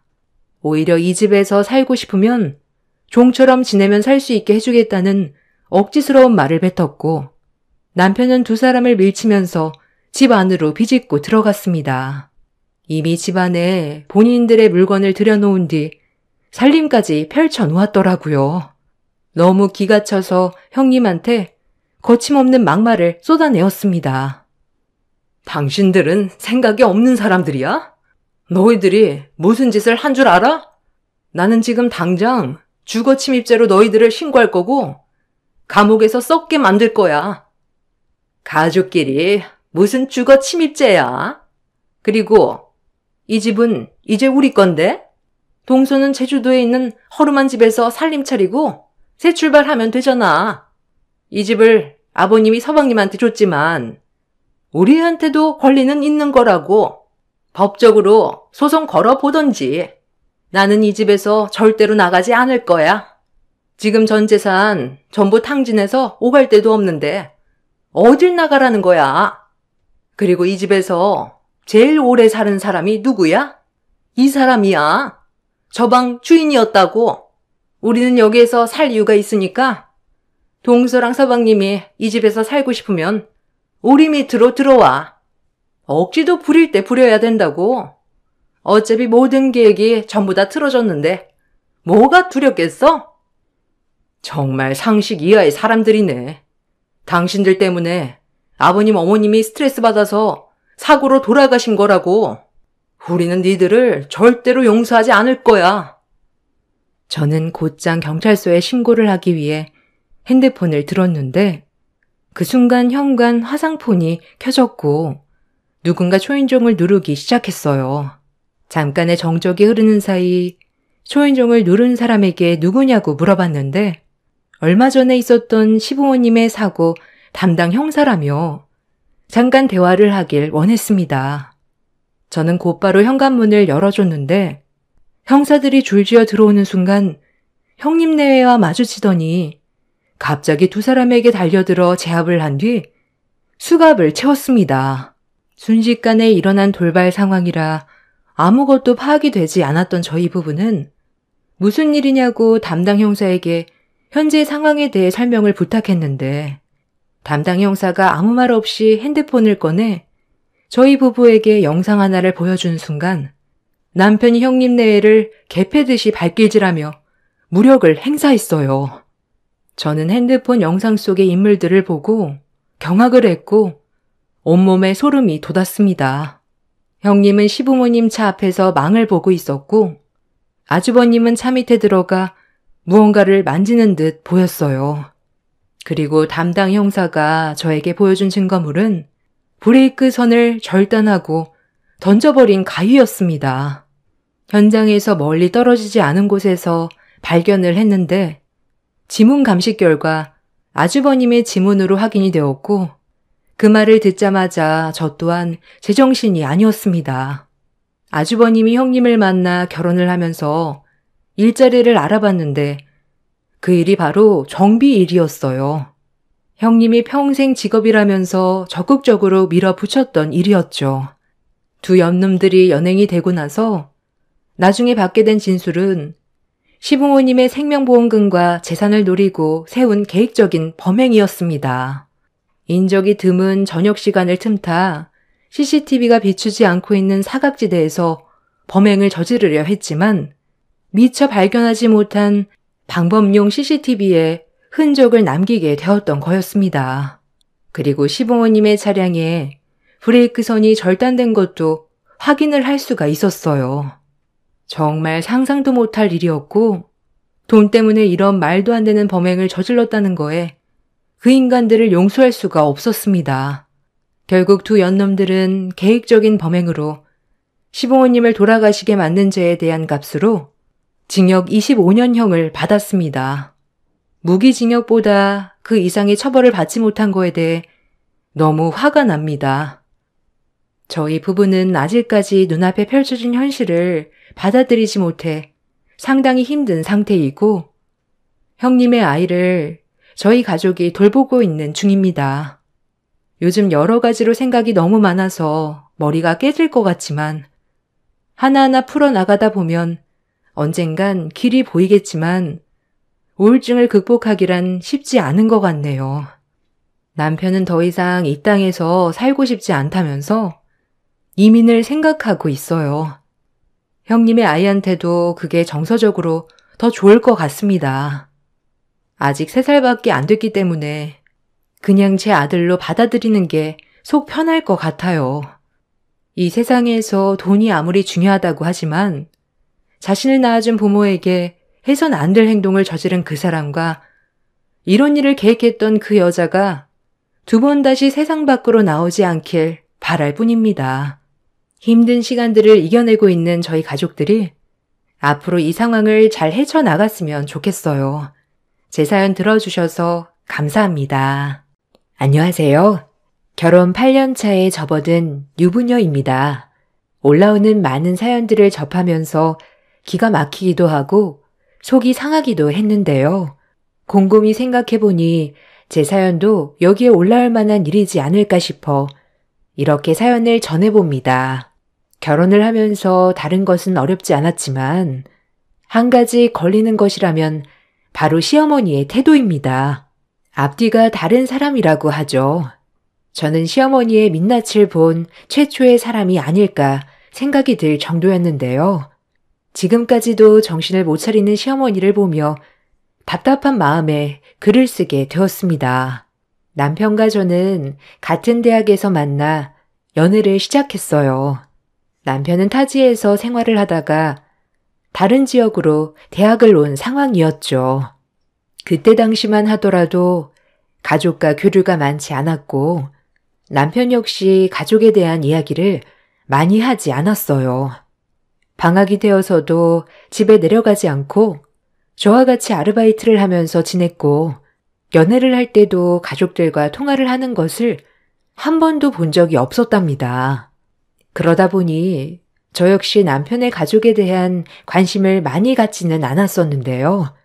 그렇게 무려 10년 동안의 연애를 하게 되었어요. 중간중간 남편은 저희 가족을 보기는 했지만 저는 남편의 가족을 보지는 못했었어요. 한번 명절에 남편에게 한우 세트를 들려 보냈었는데 그 이후로 갑자기 시댁 쪽에서 저를 궁금해한다는 소식이 들려오기 시작했어요. 아마 이것이 지금 사태의 시초가 아닐까 싶어요. 저희는 연애 10년 만에 결혼을 결심하게 되었고 전 처음으로 시댁 식구들을 보게 되었답니다. 남편의 가족들은 홀 시어머니와 형, 여동생이 있는데 처음 시댁 식구들을 보는 자리에는 시어머니만 만날 수 있었어요. 다들 바쁘다며 못 오게 되었다는 소리에 그럴 수 있다고 생각해 넘어갔었죠. 여차저차 상견례까지 진행을 하게 되었는데 그 자리에서도 시어머니는 양쪽에서 아무것도 하지 않고 허례허식 없이 결혼을 했으면 좋겠다고 먼저 이야기를 하시더라고요. 남편의 직업을 봤을 때에는 시어머니께서 약간 욕심을 내실 수도 있겠다 생각을 했었는데 그런 거 없이 먼저 아무것도 주고받지 않고 결혼식을 올리자는 말을 듣고 괜찮은 분이시구나 생각을 했었어요. 이때 시어머니의 속셈을 알고 있었다면 지금의 고민은 없을 거라 생각을 해요. 결혼 후 시어머니는 원래 살고 계시던 지역에서 사셨고 저희 역시 다른 지역에서 거주를 했기 때문에 시어머니와 따로 만나거나 마주칠 일이 거의 없었어요. 남편의 형과 여동생도 명절이 아니고서야 볼 일이 거의 없었고 남편도 가족들과 교류를 활발하게 하는 편이 아니었기 때문에 무려 결혼 5년 차까지 별탈 없이 흘러가고 있었답니다. 그렇게 결혼 5년 차가 지나고 시어머니의 본색이 드러나기 시작했어요. 처음 저희가 살고 있는 지역으로 오게 된 것은 시어머니가 사고로 다리를 다치게 되면서부터였습니다. 시어머니는 본인이 거주하고 있는 지역에는 믿을 만한 의사가 없다며 저희가 있는 지역에서 살면서 당분간 치료를 받고 싶다고 이야기를 하셨어요. 결혼하고 5년이 지나고서까지 시댁과는 별 트러블 없이 지내왔고 거기다가 시어머니는 저희 집으로 들어오시는 것이 아니라 근처 다른 곳에 집을 알아보신다고 하셨기 때문에 크게 문제가 되지는 않을 거라 생각을 했었어요. 남편과 상의를 해보니 남편은 뭔가 똘똘한 느낌이더라고요. 굳이 여기까지 와야 하겠냐는 남편의 말에 그때는 오히려 시어머니가 안쓰러운 생각이 들기도 했어요. 생각해보면 남편은 명절을 제외하고는 시어머니와 연락을 전혀 하고 있지 않는 것 같더라고요. 거기다가 시아주버님과 아가씨 역시 시어머님과 자주 만나는 건 아니었었거든요. 아무래도 가족들과도 멀리 떨어져 살고 있는데 아프기까지 하니 외로운 생각이 들어서 그러실 수 있겠다 생각이 들어서 저는 어머님의 말에 동의를 했어요. 저희 지역으로 오신다는 말을 듣고 난 며칠 후 어머님께 연락을 드렸습니다. 어머님, 집은 알아보고 계세요? 응, 주연아. 너희 집 근처로 알아보려고 하니까 생각보다 많지 않네. 여기서 그냥 왔다 갔다 하면서 치료를 받아야 할까 싶기도 하고. 네? 거기서요? 어머님, 거기서 여기까지 차로만 1시간 넘게 걸리는데 다친 발로는 무리세요. 그렇긴 하지만 그래도 집이 구해지질 않네. 나중에 매물이 나오면 그때 갈까 싶다. 안 그래도 몸도 안 좋으신데 괜찮으시겠어요? 지금 바로 치료를 받아야 하시는 거 아니에요? 아니야, 괜찮을 거야. 어쩔 수 없지. 지낼 곳이 없는데 막무가내로 갈 수도 없고. 시어머니와의 통화를 마치고 저는 고민에 빠지기 시작했어요. 사고로 인해 시어머니의 다리 상태는 좋지 않았었거든요. 저도 백방으로 알아봤지만 당장 입주할 수 있는 곳은 마땅치 않았는데요. 남편과 상의를 한 끝에 결국 저희 집으로 모시게 되었답니다. 처음에는 어머님이 극구 반대를 하셨지만 저와 남편이 계속해 이야기를 하니 마지못해 받아주시더라고요. 그때부터일까요? 어머님의 태도는 전과 미묘하게 달라지기 시작했습니다. 처음에 단순하게 같이 살다 보니 느끼는 불편함이라고 생각을 했어요. 중간중간 이상한 말을 꺼내오시기도 했지만 그냥 착각한 것이라 생각을 했죠. 결혼 5년 동안에 큰 트러블 없이 잘 지내왔는데 갑작스럽게 태도가 바뀌는 건 이상하다고 생각을 했어요. 그러다 보니 처음 시어머니의 태도에 크게 대처하지는 못했었습니다. 그런데 시어머니의 태도는 날이 갈수록 이상해졌던 것 같아요. 예, 너 내일 나 병원 진료보는 거 알지? 늦지 않게 1시간 전에 출발하자. 네? 어머님, 저 내일 일을 뺄 수가 없어요. 미리 이야기를 해 주시지. 죄송하지만 내일은 어머님 혼자 가셔야 할 것 같아요. 아니, 이 다리로 어떻게 혼자 가? 그럼 진료 미룰 테니 너 시간 될 때 가자꾸나. 어느 순간 어머님은 저를 마치 자신의 하인처럼 대하기 시작했어요. 휴일을 제외하고는 일을 하고 있었던 저에게는 이런 시어머니의 태도가 더욱 불편했죠. 심지어 시간을 맞춰 어머님과 외출을 하게 되는 날에는 시어머니는 지갑을 전혀 들고 다니시지 않으셨어요. 따로 일을 하고 계시는 것이 아니니까 처음에는 제가 돈을 내는 게 당연하다고 생각했지만 시어머니의 태도에 저는 이게 정말 맞는 일인가 싶었답니다. 예, 나 나가 있을 테니까 계산하고 나오렴. 그리고 요즘 애비 얼굴 보니까 헬스케졌더라. 아들 먹을 것도 넉넉하게 포장해달라고 했으니 그것도 가져와. 어머님, 저녁에 먹을 거 있어요. 포장 안 하셔도 되는데. 예, 넌 이게 아깝니? 돈 번다고 유세하는 거야 뭐야? 아니 부잣집 며느리인 줄 알았는데 배포가 pen댕이네. 네? 어머님, 무슨 말씀하시는 거예요? 니네 집 지역 유지라며. 난 그것도 모르고. 어쨌든 계산하고 나와라. 시어머니의 태도는 날이 갈수록 심해졌지만 남편은 그런 시어머니의 모습에 무관심했어요. 더군다나 시어머니는 제 앞이 아닌 다른 사람들 앞에서는 세상 둘도 없는 시어머니처럼 행동하셨죠. 저는 답답하고 억울하기도 했지만 시어머니가 치료를 받을 때까지만 참아보자 생각을 했습니다. 그렇게 시어머니는 몇 달간의 치료를 마치고 다시 원래 지역으로 가시게 되었어요. 속으로는 시원한 마음이 들었지만 겉으로 티를 낼 순 없었죠. 그렇게 다시 평화로운 생활이 이어지는 듯 했습니다. 평화롭던 일상이 깨져버린 것은 시어머니가 사기를 당하면서부터였습니다. 다리를 다치게 되면서 원래 하던 일을 그만두어야 했던 시어머니는 모아둔 돈을 가지고 투자를 하기 시작하셨어요. 처음에는 수익률이 높았는지 저희에게도 큰 돈을 벌었다며 종종 자랑을 하셨죠. 예, 주연아. 니네 집 지역 유지라고 했지? 그 지역 유지하려면 얼마나 뼈 빠지게 남의 비 맞히겠니? 니네 엄마 아빠도 참 힘들게 사셨겠다. 원래 뭐가 없으면 몸에 고생을 하는 거야. 이것 봐. 나는 젊었을 때 벌었던 돈들로 투자해서 이렇게 먹고 살잖니.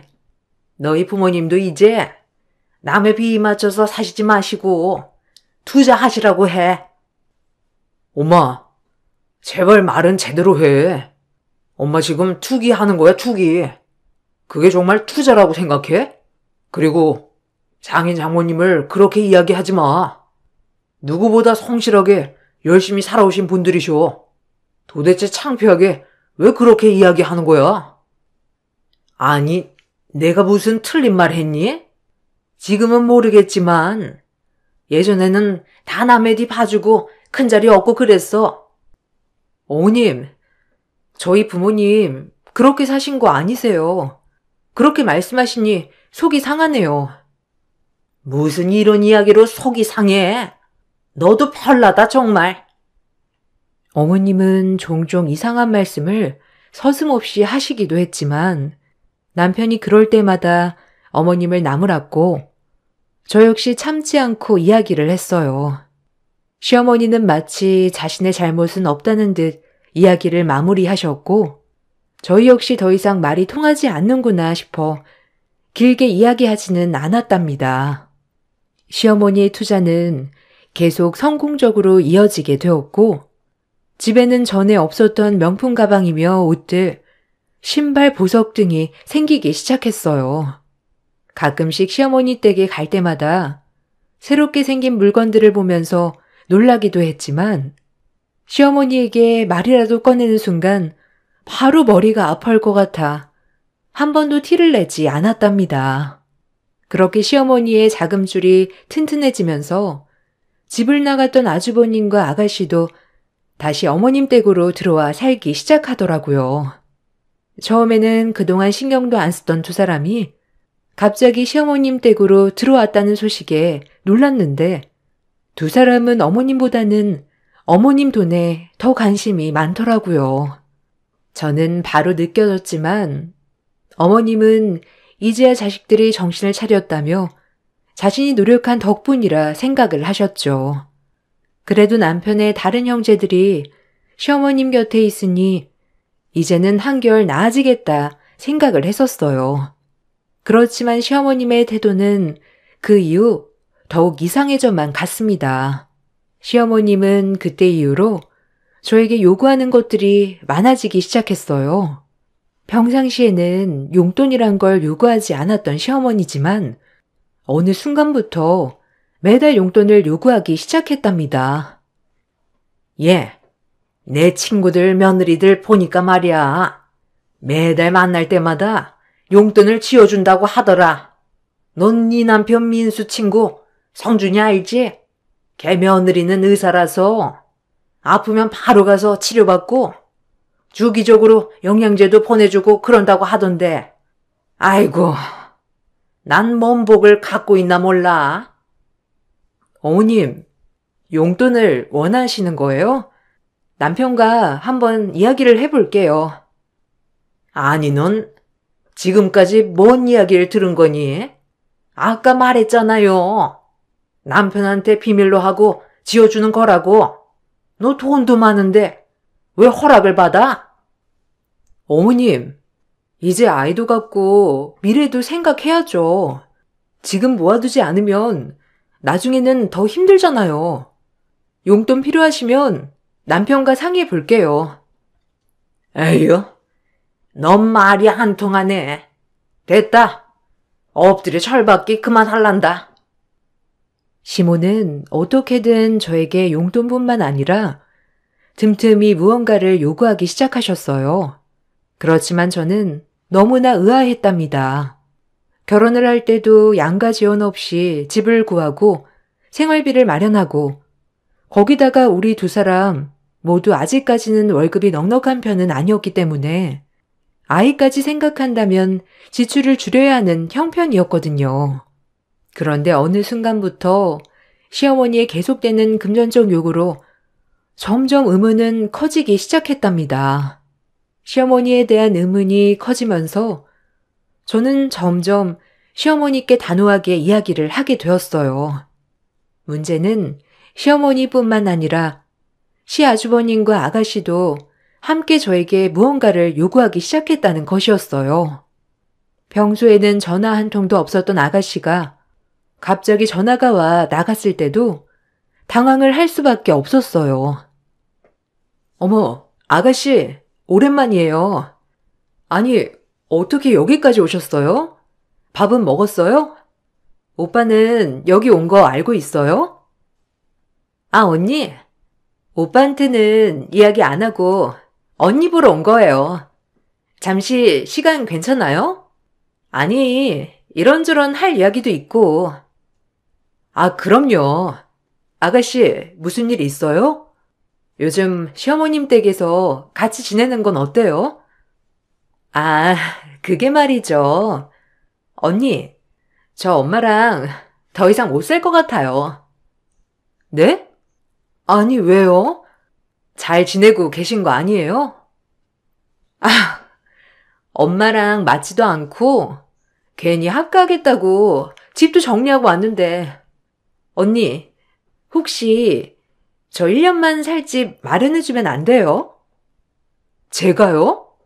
아니, 오빠한테도 아니고 거기다가 저 그럴 만한 능력도 없어요.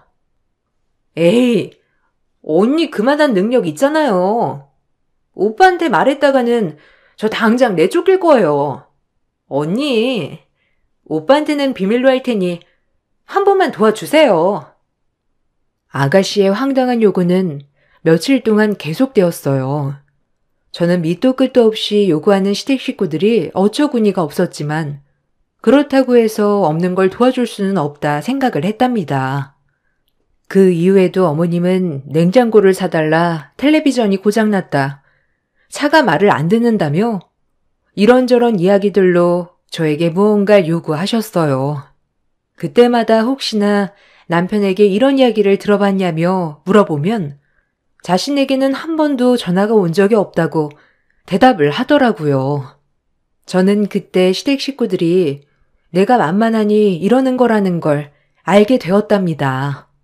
더 이상은 참을 수 없다 생각이 들어 남편에게 그동안의 이야기를 모두 털어놓았고 남편은 크게 분노하여 그 길로 시댁에 찾아갔습니다. 시댁 식구들에게 엄포를 두고 돌아온 남편은 이제는 시댁 식구들과 연락도 하지 말라며 핸드폰도 모두 차단을 해 주었어요. 그렇게 얼마간의 시간이 지나고 시댁에 큰일이 생기면서 다시 제자리로 돌아오게 되었습니다. 바로 시어머니의 투자가 사기로 인해서 모든 것을 날려버리고 만 것이죠. 시어머니는 과도한 투자로 인해서 가지고 있던 재산들을 모두 날리게 되었고 시어머니, 아주버님, 아가씨 모두 길바닥에 나앉게 생겨버렸습니다. 남편과 저는 고민을 하다가 어쩔 수 없이 시댁 식구들을 당분간 받아주기로 했어요. 집으로 들어온 시댁 식구들은 며칠 동안 기가 죽은 듯이 조용히 지냈습니다. 조용히 지내는 시간은 단 며칠도 되지 않았지만요. 한 달이 지나고 나서 시댁 식구들은 집을 구할 생각이 없는지 집을 알아보지도 않고 있었어요. 남편도 그때 당시 일로 이른 새벽부터 자정까지 바빴기 때문에 집안일에 신경을 전혀 쓰지 못하는 상황이었죠. 그러다 보니 집에서 자주 마주쳐야 하는 건 저였어요. 남편 없이 시어머님과 아주버님, 아가씨와 저녁을 먹던 자리에서 시어머님은 당당하게 방을 바꿀 것을 요구했습니다. 예, 너 이제 나랑 방 바꿔야 하지 않겠니? 생각해보니 내가 우더른인데 어떻게 작은 방에서 지내게 할 생각을 하니? 제대로 된 며느리라면 이런 생각 없이 먼저 방을 바꿔줬을 텐데. 네가 생각이 없는 건 알았지만 이 정도일 줄은 몰랐다. 원래 어른이 오시면 큰 방을 내어드리는 거야. 이제 우린 여기서 살아야 할 것 같으니 니네가 작은 방에서 생활하렴. 집은 뭐 바꿀 건 없으니까 내일 당장 정리하자. 어머님, 그럴 수 없어요. 어머님, 집을 구해서 나가기로 하신 거 아니에요? 나중에 나가실 때 생각하면 그냥 이렇게 지내시다가 가시는 게 나아요. 아니, 언니. 아니, 무슨 말을 그렇게 예의 없이 해요? 아니, 우리 엄마가 틀린 말 한 것도 아니고 언니네 엄마라도 그렇게 이야기하셨겠어요? 그래, 재수씨. 그러게 안 봤는데 너무하네요. 역시 있는 집 자식은 다른가? 우리가 사기 좀 당했다고 무시하는 거야, 뭐야? 아니에요, 아주버님. 무시하는 게 아니라. 어머, 얘들아. 주연이 좀 봐라. 눈 똑바로 뜨고 나한테 대드는 거 너희도 봤지? 예전부터 이러더라. 내가 뭔 말을 하면 아니라고만 하고 온통 내 말만을 무시하니 이렇게 참아주는 시어머니가 어디 있다고. 내가 제명에 못 살겠다, 정말. 엄마, 신경 쓰지 마. 언니, 엄마 좀 잘 챙겨요. 다른 사람이 보면 언니 욕해요. 아가씨, 내가 뭘 했다고 그래요? 너무한 건 어머님이세요. 아니, 재수씨, 너무하네. 원래 이런 사람이었어요? 엄마가 뭘 그렇게 잘못했다고 그런 태도예요? 한바탕 난리가 나던 그때 일찍 일을 마친 남편이 들어왔어요. 살얼음판 같은 분위기를 보고 남편은 저를 조용히 불러서 이야기를 하더라고요. 여보, 지금 상황이 불편한 건 알겠지만 사기를 당해서 어쩔 수 없이 오셨잖아. 불편해도 조금만 참아줘. 당신 무슨 소리야? 지금 내가 잘못했다고 말하고 싶은 거야?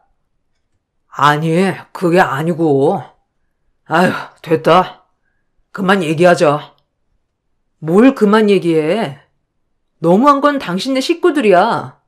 갑자기 집으로 들어와서 안방까지 차지하겠다는데 내가 화가 안 나? 알겠어. 알겠으니까 그만하자고. 내 편인 줄 알았던 남편까지 저에게 나무라니 저는 정말 어떻게 해야 할지 모르겠더라고요.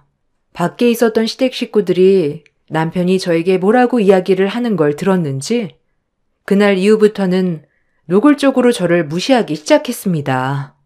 제가 무슨 행동을 할 때마다 부풀려서 남편에게 전달했고 남편은 그 말을 듣고 제 이야기를 듣지 않고 화를 내기 시작했죠. 집안은 순식간에 분위기가 바뀌었고 시모의 태도는 점점 더 당당해져 갔습니다. 예, 너 오늘 나랑 어디 좀 가자. 어디요, 어머니? 아니, 무슨 말이 많니? 가자면 가는 거지. 이따가 출발할 테니까 차 좀 대기시켜놔. 시모는 점점 저를 막대하기 시작했습니다. 거기다가 제가 버는 돈을 마치 자신의 돈인 양 사용하기 시작했죠. 이날도 시모는 자신이 원하는 옷이 있다며 저를 데리고 백화점을 갔습니다. 시모는 거리낌 없이 비싼 브랜드 옷들을 고르기 시작했죠. 저는 어머님께 조심스럽게 말을 해보았지만 시어머니는 그때마다 큰 소리로 이야기를 하기 시작했습니다. 어머, 주연아. 엄마는 괜찮다니까. 아휴, 우리 며느리 열심히 번 돈을 어떻게 쓰니? 어머, 모녀새인 줄 알았는데 고부간이셨구나. 너무 다정하셔서 모녀신 줄 알았어요. 그죠? 저희가 사이가 정말 좋아요. 며느리가 이렇게 월급 때마다 제 옷 사주겠다며 난리네요. 어머, 행복하시겠다. 마음에 드시는 거 한번 입어보세요. 이렇게 시몬은 저에게는 막대하면서 다른 사람들 앞에서는 저를 추켜 세우며 제가 피하지 못하도록 했습니다. 처음에는 어리둥절했지만 생각해보니 제가 이런 상황에서 거절하지 못할 거란 걸 가장 잘 알고 계셨던 것이었죠. 그렇게 엄청난 쇼핑을 하고 돌아오던 때 오랜만에 기분이 좋다며 시몬은 온 가족이 모여 외식을 하자고 부르기 시작했습니다. 식당에서도 시몬은 며느리가 밥을 사주겠다며 이야기를 하는 통에 어쩔 수 없이 왔다는 말을 크게 외치기 시작했어요. 조용히 밥만 먹고 가야겠다 생각했던 저는 실수로 시모의 패딩에 물을 쏟고 말았어요. 순간 얼굴이 굳어졌던 시모는 아무 말 없이 식사 자리를 마쳤습니다. 집에 돌아오면서도 별말이 없었던 시모는 집에 도착하자마자 폭언을 쏟기 시작했습니다. 넌 정말 구제불능이구나. 아니 거기서 어떻게 물을 쏟니? 너 이 옷을 내가 얼마나 아끼는지 몰라? 내가 거기서 얼마나 창피했는지 아니? 물 쏟은 옷을 입을 수도 없고 너 때문에. 어머님 죄송해요. 그렇지만 다른 거 아니고 물을 쏟은 거라 마르면 괜찮을 거예요. 네가 어떻게 알아? 물 때문에 얼룩지면 네가 책임질 거야? 똑같은 거 사올 자신 있어? 참나 됐고. 이거 어차피 단종돼서 구하지 못하니 내가 원하는 옷으로 내일 사와. 네, 알겠어요. 어떤 건지 말해주세요. 자, 이거니까 내일 가서 당장 사와. 어머님, 이건 900만 원이잖아요. 9만 원짜리 패딩에 물 쏟았다고 어떻게 900만 원 모피를 사라고 하세요? 예, 나한테는 이 패딩이 900만 원짜리야.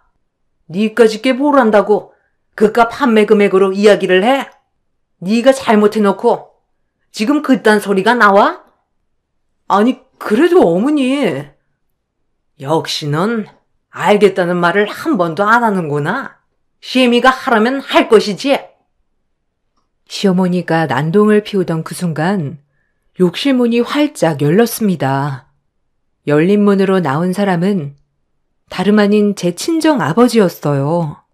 저도 깜짝 놀랐지만 저보다 더 놀란 것은 바로 시어머니였습니다.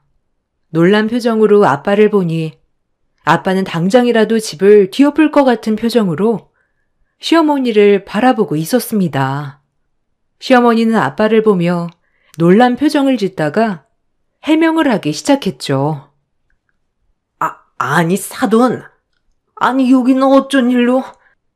그것보다 이게 제가 그러려고 한 게 아니라 순간 화가 났어. 사부인, 지금까지 제 딸을 이렇게 대하신 겁니까?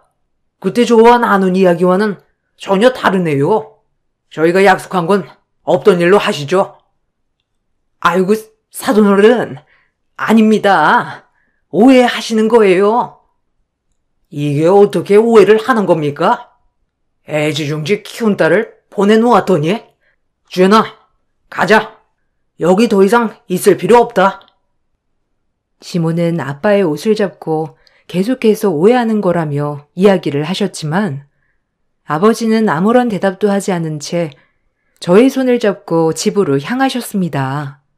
계속해서 시어머니와 시댁 식구들의 전화가 빗발쳤고 남편은 바로 친정으로 왔습니다.